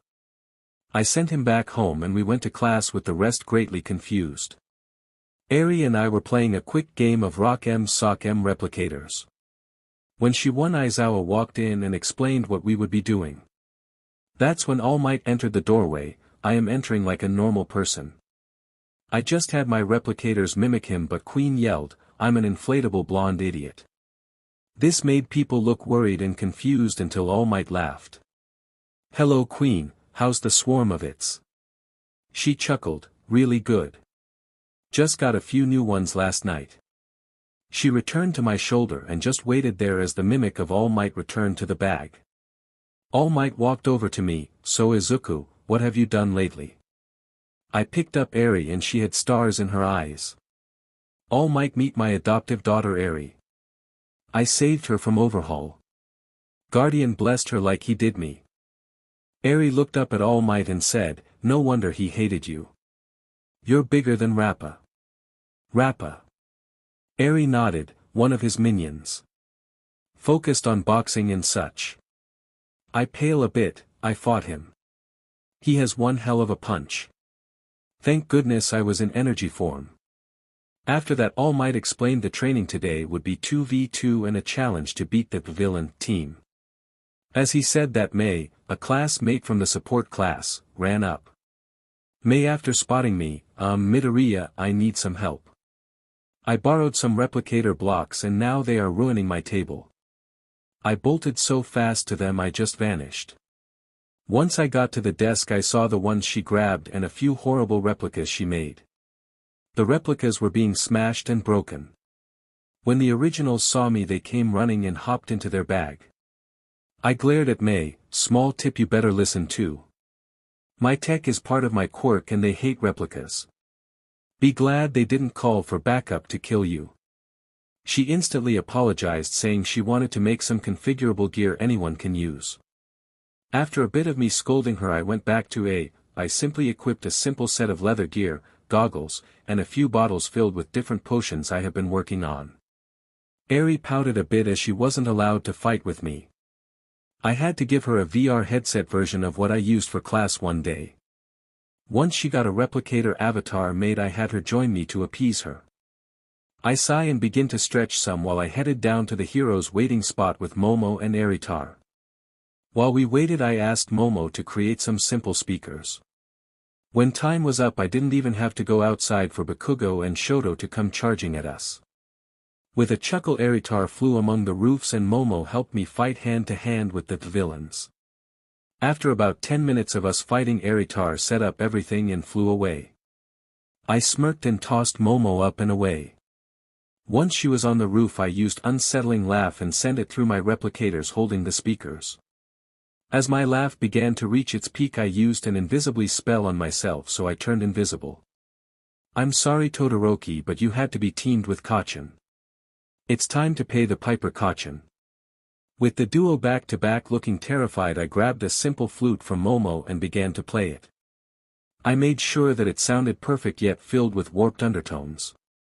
After a bit both passed out and Momo and I caught them easily. We took them to the observation deck where everyone was pale and shaking.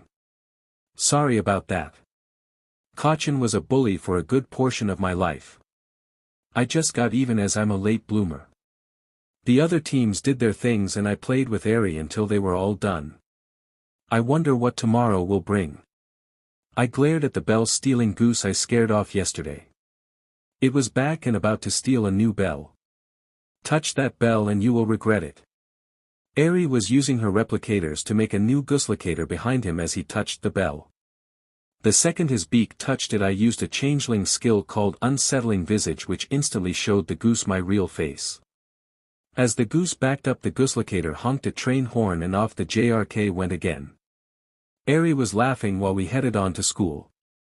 Once we got there she and I worked on a hologram projector. At first it seemed impossible but after a while we got it working perfectly. When we finished it she and I played Smash Bros. Eclipse version. It may have been a silly idea but after a bit I created a new version of the game. The small edit let us change the fight from 2D arenas to 3D arenas. I understand why they kept it flat but my hologram projector works much better in a 3D look. After a couple of rounds with everyone we went to lunch. By the time lunch was over everyone in both of my classes wanted to own one of my hologram projectors. I literally had to say no so many times Eri was getting mad. Daddy said no so quit asking. So cute when she is mad. That's when Aizawa found me at lunch. When lunch is over grab your hero suit and head to the parking lot to go on a field trip. Eri is to stay with Nizu during it. We both nodded and finished our lunches. I handed her off to Nizu and put on my hero costume to get it done. Since everyone else took their time I was stuck waiting there for a while. I was very tempted to just sit on the bus and sleep. Soon we were all on the bus and off to wherever. Along the way we had a lot of fun talking about our quirk when Azui asked me a question. Midoriya, what exactly is your quirk and how did you become gray at Goose Park? I stiffened slightly, that's very complicated but I can say this. I'm not a human anymore. I'm a changeling, a species able to shape-shift between humanoid forms. While everyone was looking at me crazy Aizawa yelled back, you might have to show them your real look and become a tiefling and look. I smirked as I become pure gray with snow-white hair and silver eyes. While everyone's jaws dropped I formed two big horns, a tail, and some claws as my skin became a dark green color. I lost my humanity physically but my mind and heart are the same. Then to really mess with them I became a duplicate of Azui and mimicked her usual pose. Midoriya, with such a quirk I'm guessing you got in through recommendations since you have what seems like multiple quirks. I say using her voice before I changed to Aizawa. Due to Trouble Child's own choice he did the entrance exam like most did. Aizawa laughed as I mimicked him perfectly, scaring my classmates. After a while of them being silent Mineta made me mad. Wait if you can become females become a CC1 with giant tips. This made the girls glare at him and my BLD boiled. Aizawa gave me a SHT eating grin and nodded signaling that I can do what I want to him. With a smirk I decided to pray to Guardian to help me with a prank. Thankfully Guardian answered with a new scroll and the message that said, get the pervert good.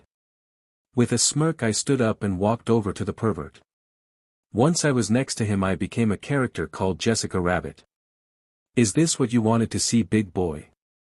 A few of the guys wretched as the girls blushed. Once Mineta began to nod I used my new ability on him. I changed back to normal but I changed him into Jessica Rabbit with a few changes. His hair stayed purple but smoothed over to look like Jessica's hair. The great ball that are his power became a pearl necklace and bracelets while his body went from midget to bombshell. Knowing he would attempt to explore his body, I removed all of the nerves that lead to pleasure along with those zones. With a smirk I said, enjoy being a cartoon woman without any nerve endings for pleasure. That made everyone freeze in shock as we arrived at our destination. Aizawa walked over to me after everyone else got off the bus. What is that new power? I smirked, more mimicking his SHT-eating grin, forced changeling. It lets me force someone else to shape-shift like a changeling. They have no way to change back without another's help. Thankfully I can become stuff that doesn't exist, or my Netta would have been a real woman instead of a cartoon. Aizawa gave me the grin back and we headed inside. What a start for a school field trip. Unlocked feats, King Replicator, lets Izuku control Replicator and their blocks.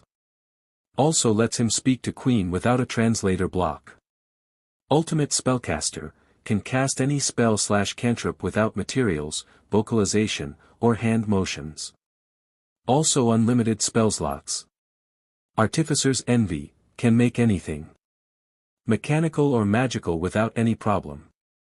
Even can create homebrew stuff. Unsettling Laugh, Izuku can laugh in a way to make all who hear it fear him. Only those mentally warped are immune.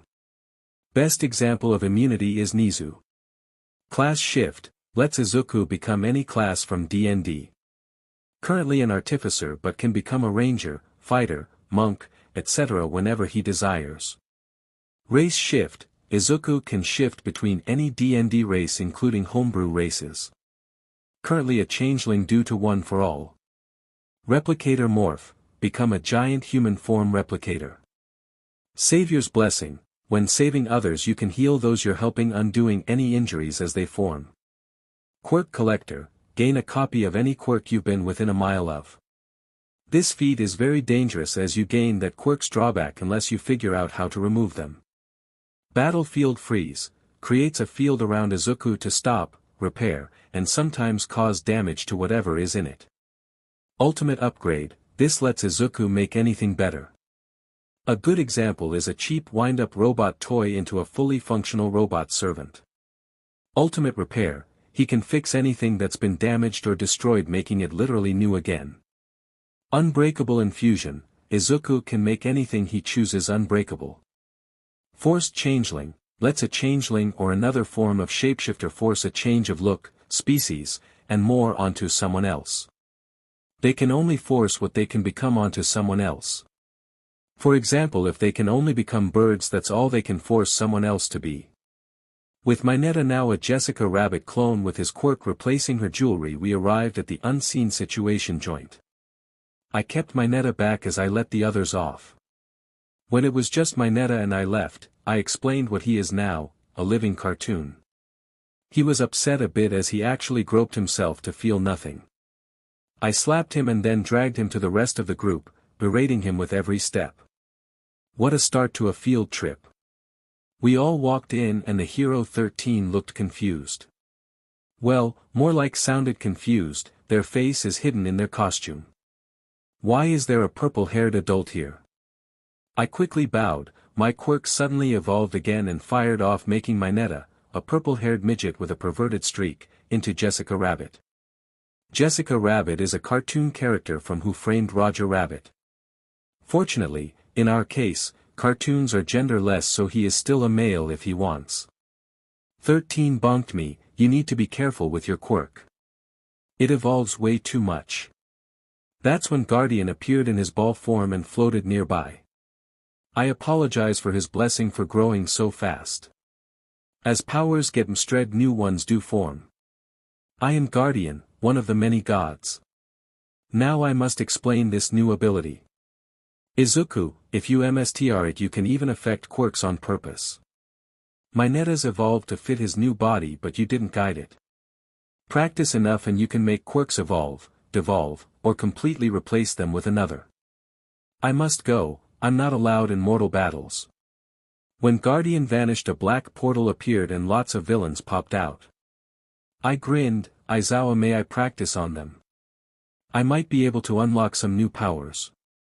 Queen slapped me and hissed, calm down King, you may practice against replicator knights but these are real villains. I pouted, fine, but if they attack me I will turn them into skeletons. That's when a person who was covered in hands started to speak.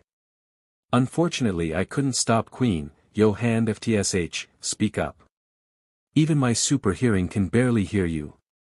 This made him mad as everyone else chuckled. F this SHT, kill them all. Especially that kid with the robot. Aizawa sighed, activate the knight's Izuku.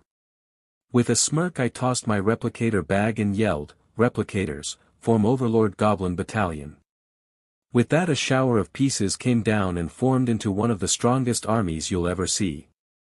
True, even Mineta's real body is taller than the goblins but this army can kill anyone. Once they fully formed they announced themselves but said King Izuku instead of what they said in the old anime. Since the video keeps getting removed just look up Overlord Goblin Army. I smirked and yelled, capture them alive. They must atone for their crimes. Cast teleport barrier and perfect defense immediately. Suddenly a huge dome covered all of my class, Aizawa, and 13 before an even bigger one surrounded the USJ. I noticed one guy in particular was panicking as I could see him try to create warp gates out of his body. With a smirk I stuck my hand out of the dome, I call upon the gods and goddesses of sleep, dreams, and nightmares. Please grant my wish to protect my classmates and knock out our enemies. At first nothing happened before a very violent burst of a blue gas flew out of my hand. It quickly filled the USJ and knocked every villain out except for two. One was a mutant bird with his brain exposed and the other was a minor god. The only reason I know is because he floated using magic like I do. So your guardian's newest toy. Don't trust him blindly, he made me and tossed me away after I decided to use his power to become stronger. I floated out of the protective dome and glared at the god. You chose a life of evil, something he is against. I will always protect those who are weak, I will give strength to those who need it, I will make evil run from my might. My name is Izuku Midoriya, King of the Replicators, and future guardian of mankind. I would use the Green Lantern's oath but that would be kinda cliché right now. Instead I will use this. Warp Gate.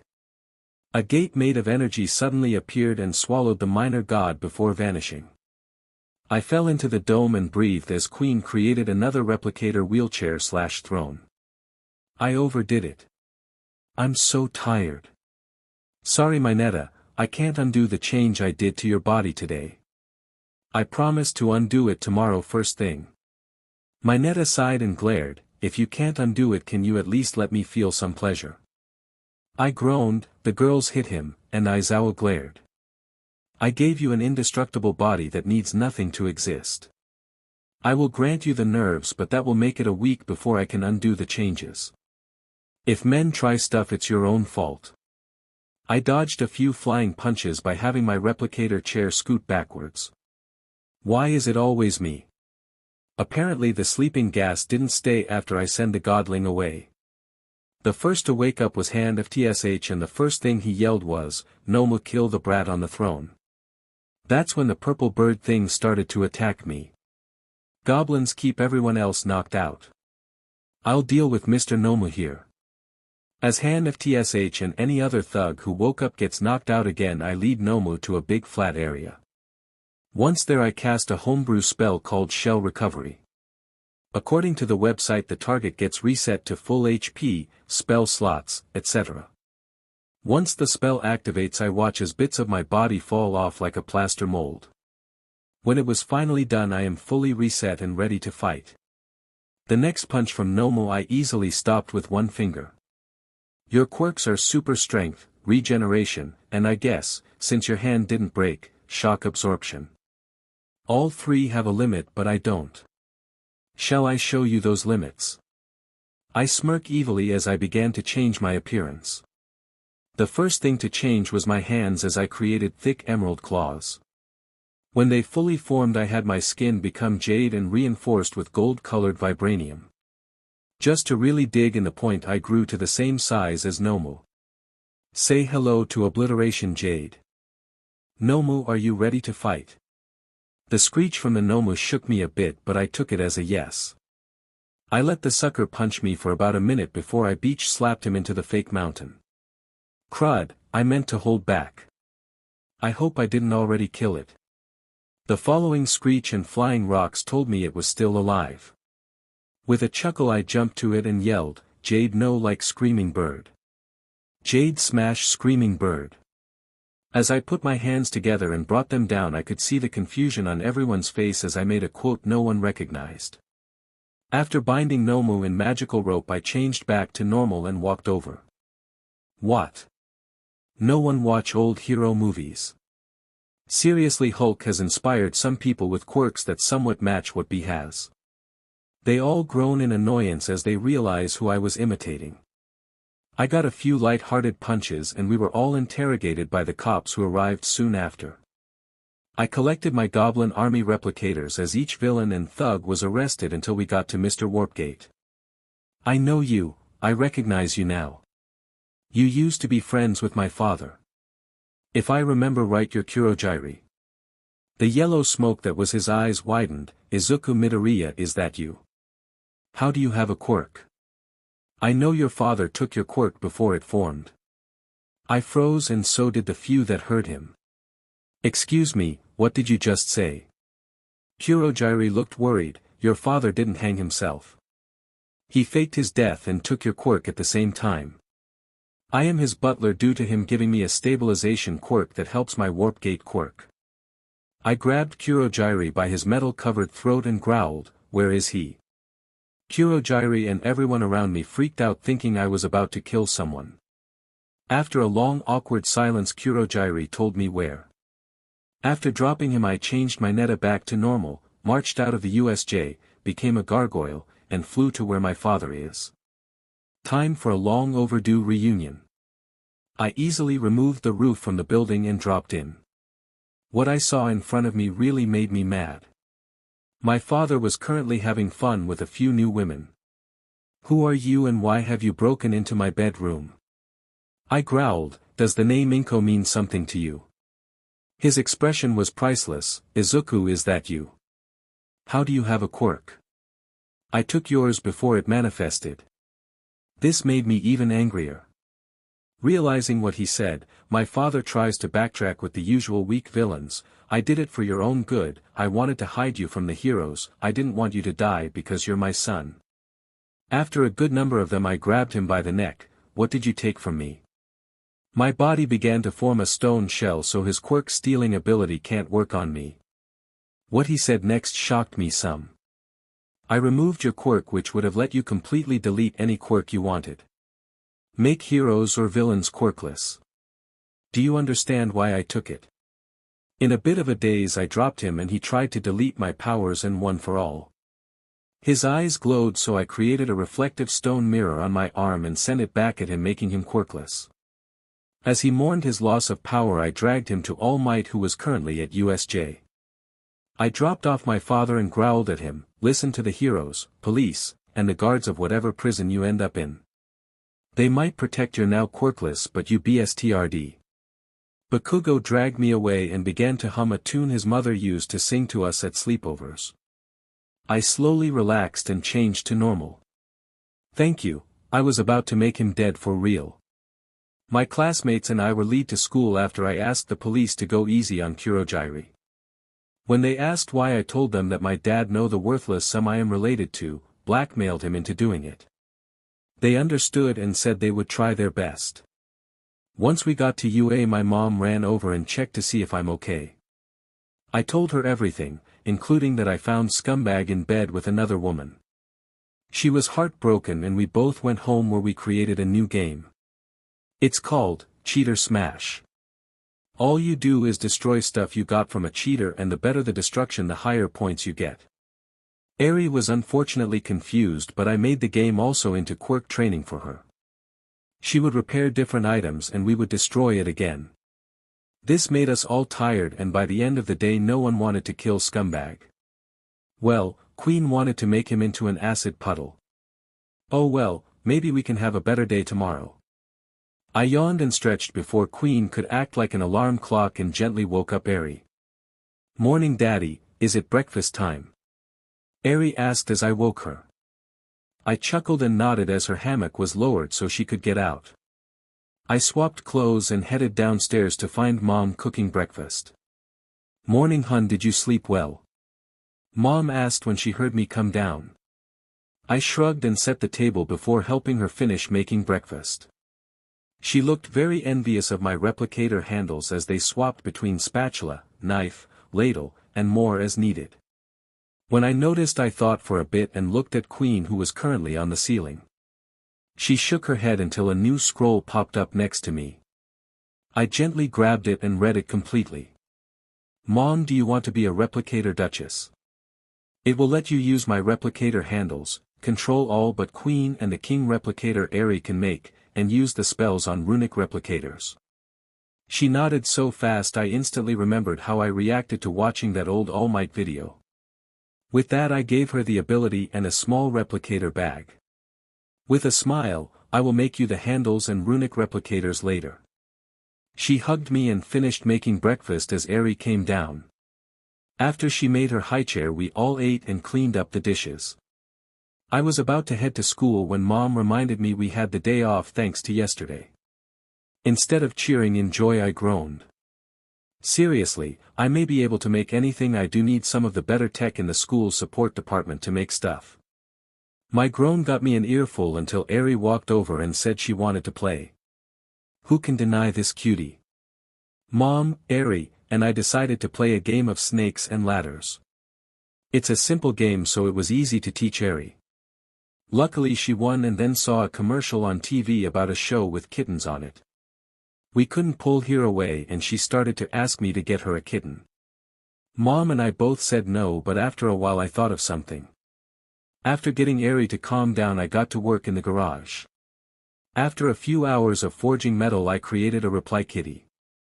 The kitten-based replicator had fake fur, digital eyes, and claws so sharp it can almost cut time. With it done, I brought it out to Eri, who was happy at first.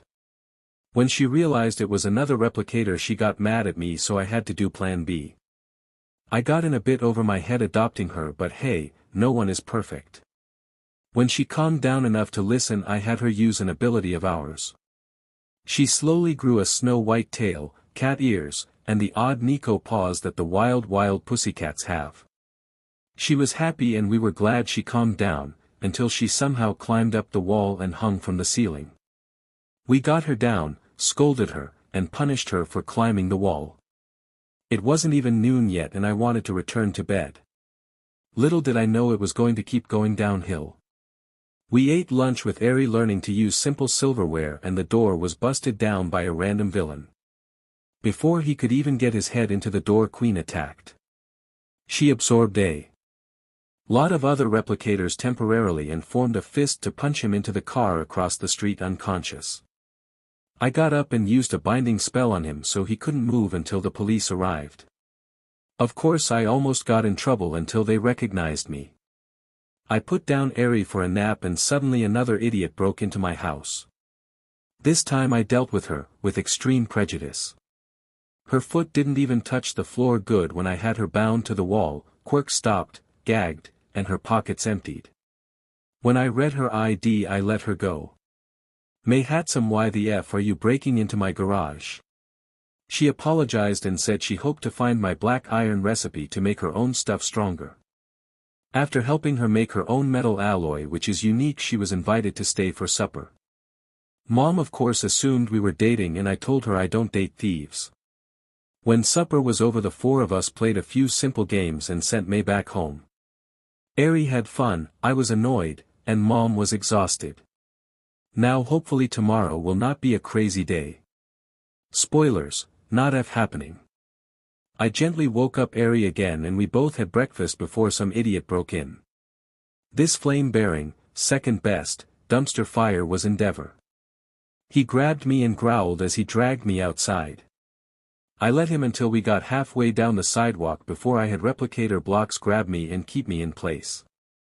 "Excuse me, Endeavor, but may I know why you're trying to make me leave my home? I literally have done nothing wrong and I just woke up." Instead of telling me, he tried to melt the blocks holding me in place. After a few minutes I got annoyed as hell and finally yelled, "Tell me why you are annoying me now, or else, you stupid dumpster fire of a hero." I glared and used erasure from Aizawa to end his stupid flames. He panicked at first until he saw my hair floating. "So you copied his quirk. Now you're under arrest for illegal quirk usage." I was then tasked, causing me to pass out instantly. When I came back to, I was in a jail cell with anti-quirk systems, closed-circuit air supply, and padded walls. Basically any shape-shifting, fluid/gas form quirk's worst enemy. After a few minutes of waiting, the door opened, revealing Endeavor holding a gun. "You need to die. My son must become the #1 hero." I couldn't hold in my laughter as I secretly turned his gun into wood. "You're doing this for your son." "I don't think so. I can see your rivalry with All Might all over your face. Also, I'm not going to be a hero, I'm already a demigod." As I laughed, he tried to shoot me with his now toy wooden toy. When he realized it wasn't working, he freaked out as I activated a quirk I copied. It was similar to Kamui Wood's quirk but can affect only acacia wood, which I did make the gun into. The gun quickly grew vines and branches, tying up the now quirkless dumpster fire. As he fought to get free, I knocked him over. "Think about what you tried to do, you abusive, narcissistic, arrogant, dumpster fire." With that I left and closed the door. I walked through the police station until I got to Detective Naomasa Tsukachi's office. "Hey detective. Anyways, prepare your quirk as I'm in no mood to joke around. Endeavor just dragged me here after breaking into my house and tazzing me. I woke up in the cell and Endeavor just tried to kill me, so his kid will be the next All Might since he can't beat him. He is currently bound by acacia wood that grew from his weapon I transmuted into wood."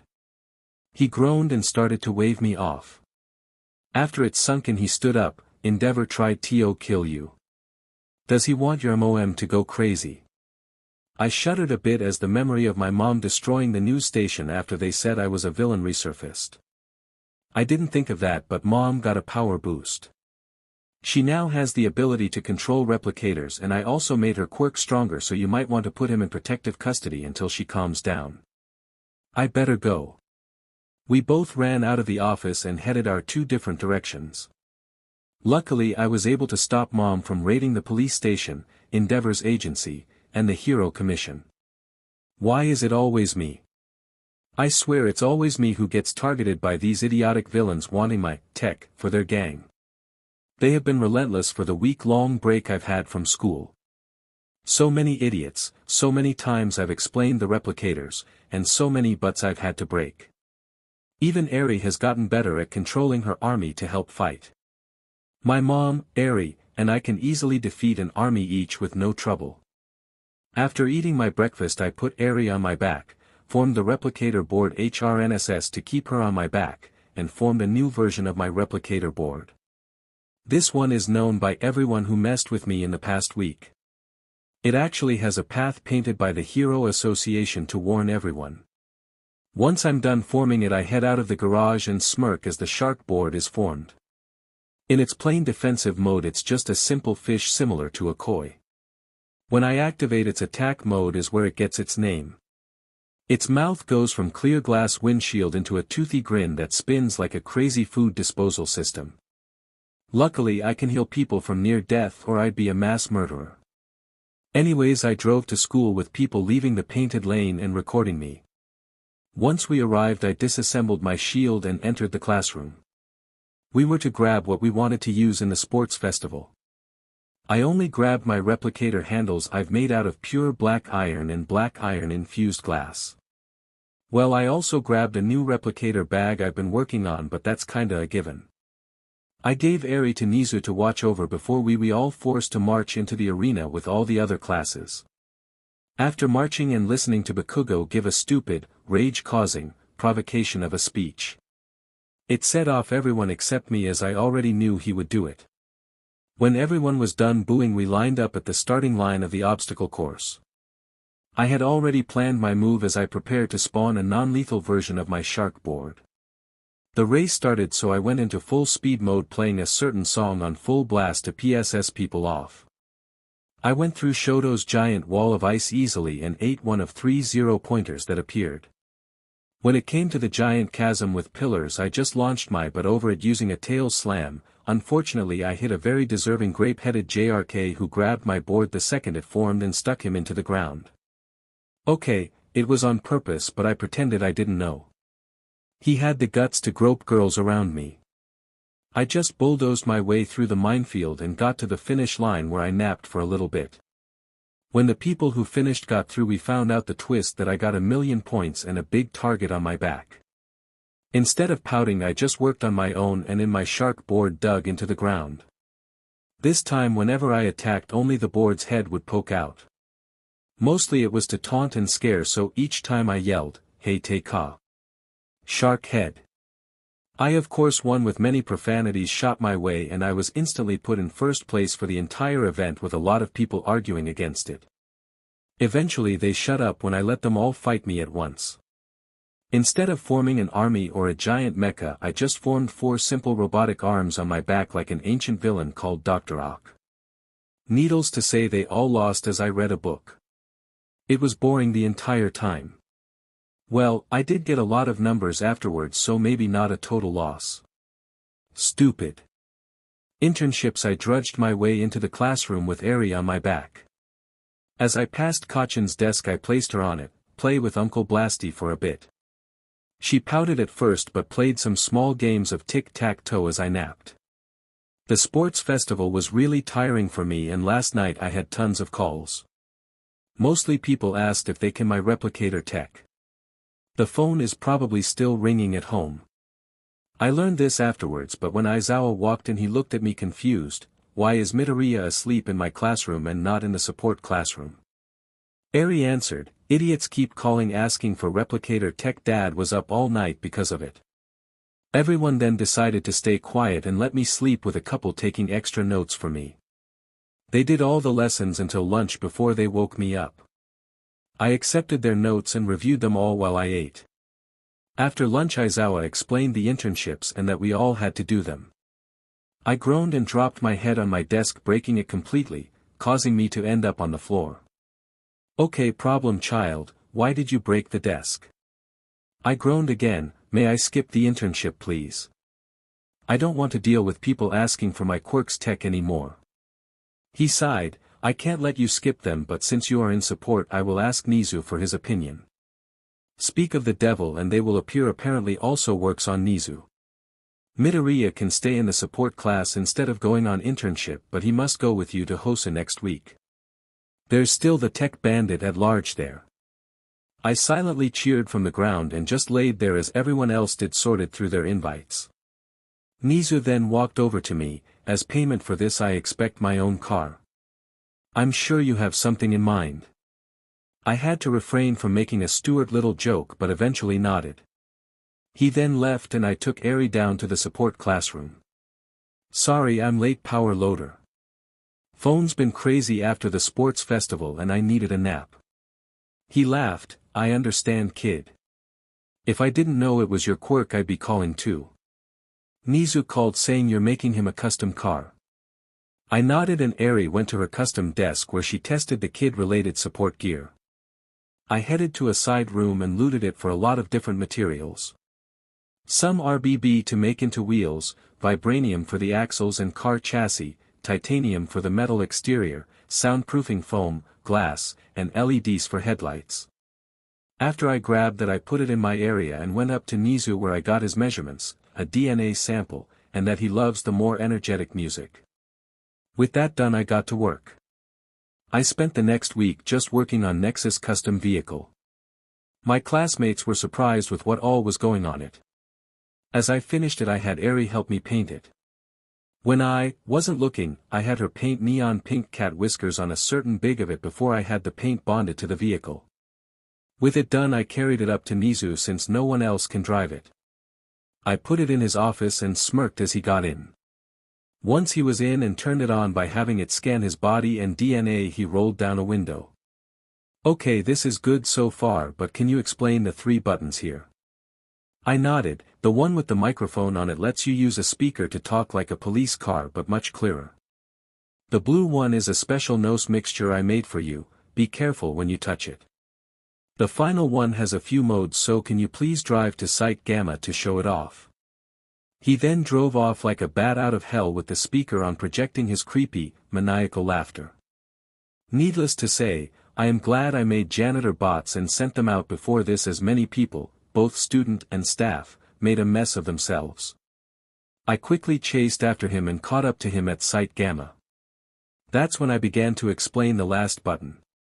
Nizu, the red button, has the ability to switch the Nizu battler between its 3 modes.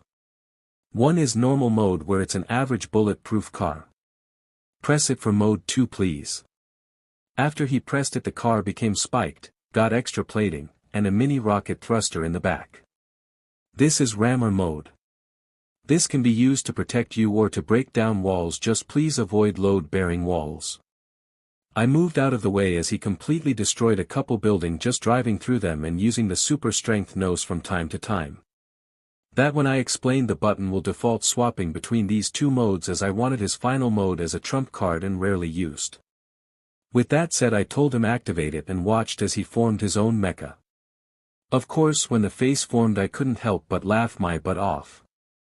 It looked like a 6-foot-tall Nizu robot with neon pink cat whiskers. What's so funny, Midoriya? I chuckled. Sorry Nizu, I think Eri may have added pink whiskers to your mech form. Unfortunately they can't be undone since I bonded the paint to the metals. I formed a mirror and he laughed some before he tested out the mecha's many uses. Unfortunately all are destructive, so by the end of the day nothing was left standing in Site Gamma except for Nizu and I. I'd say it was a productive week, shrinking down so much tech, but unproductive cause Nizu got it all.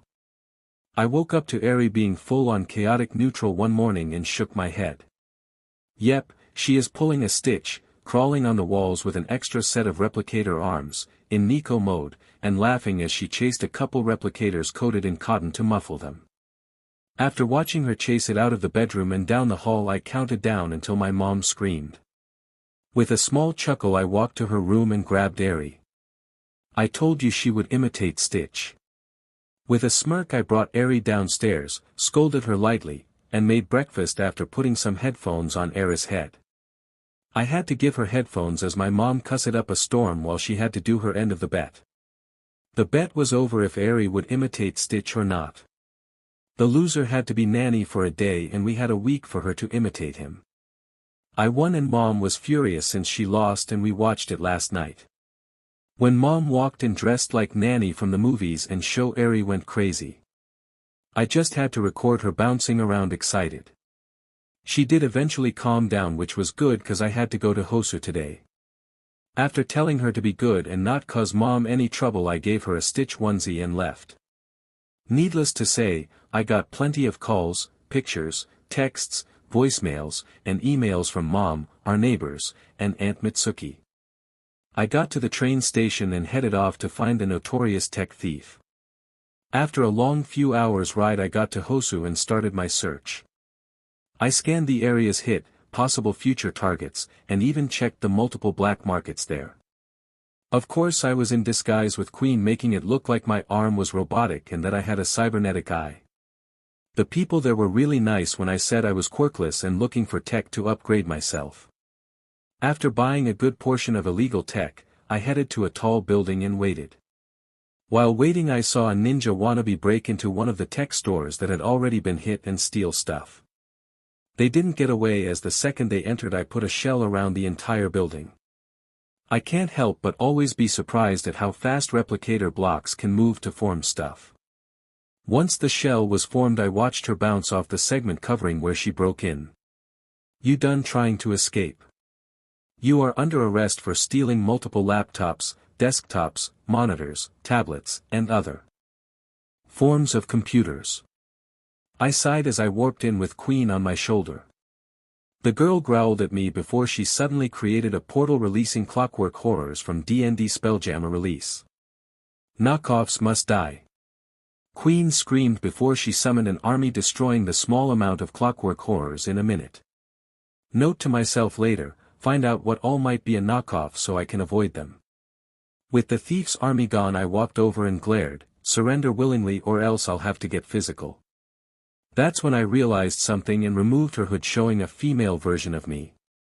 We looked at each other stunned for a while before she said, "So, I'm guessing this is not my Earth." I shook my head, "Not likely. You have a guardian too."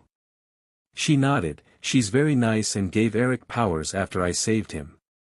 That's when both guardians appeared. We talked and sent her back home with the scraps from her clockwork horror. I apologized for Queen going crazy and promised Queen to get her some saw blades to use. What have I done? I yawn as I wake up in my bedroom, with Eri hanging from the ceiling again but asleep this time in her angel onesie. With a chuckle I got her down and adjusted some programming in it to move her to her bed when she dozed off from now on. "Come on Eri, time to get up and go to UA.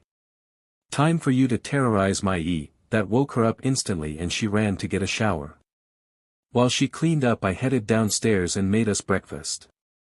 Just as I plated breakfast I heard the shower shut off, saw a pink blur go down the hall, and a loud set of screams. Soon a laughing Eri ran in and sat in her booster seat with a big smile on her face. After a couple minutes Mom came in with a glare, who have her the megaphone in her suit. I looked at Queen who was shaking on what looked like laughter. "Just for that you lost your saws, Queen."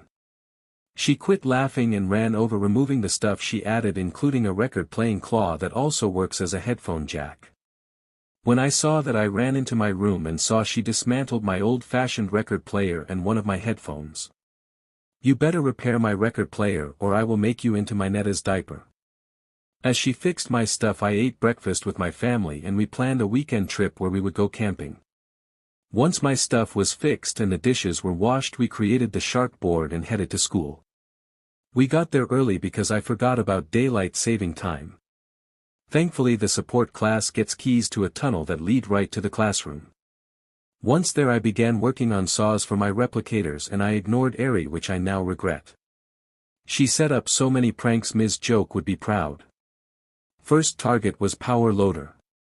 As the teacher walked in she dropped on his head and screamed, causing him to freak out, lose balance, and faceplant into a giant whoopee cushion that she got from Ms. Joke. He was mad at first before he calmed down and saw it as funny. Next was May, she got hit with a giant whipped topping pie. Instant laughter from how she looked, and she has a good sense of humor. Unfortunately after those two successful pranks the rest of the class weren't so happy. Scaring people, moving their tools when they weren't looking, undoing simple construction steps, and such were done as I gave Queen and the leaders of each replicator squad their extra limbs and saw blades. This is when SHT really got crazy and I was almost suspended. I really should have put Eri in a padded room or something.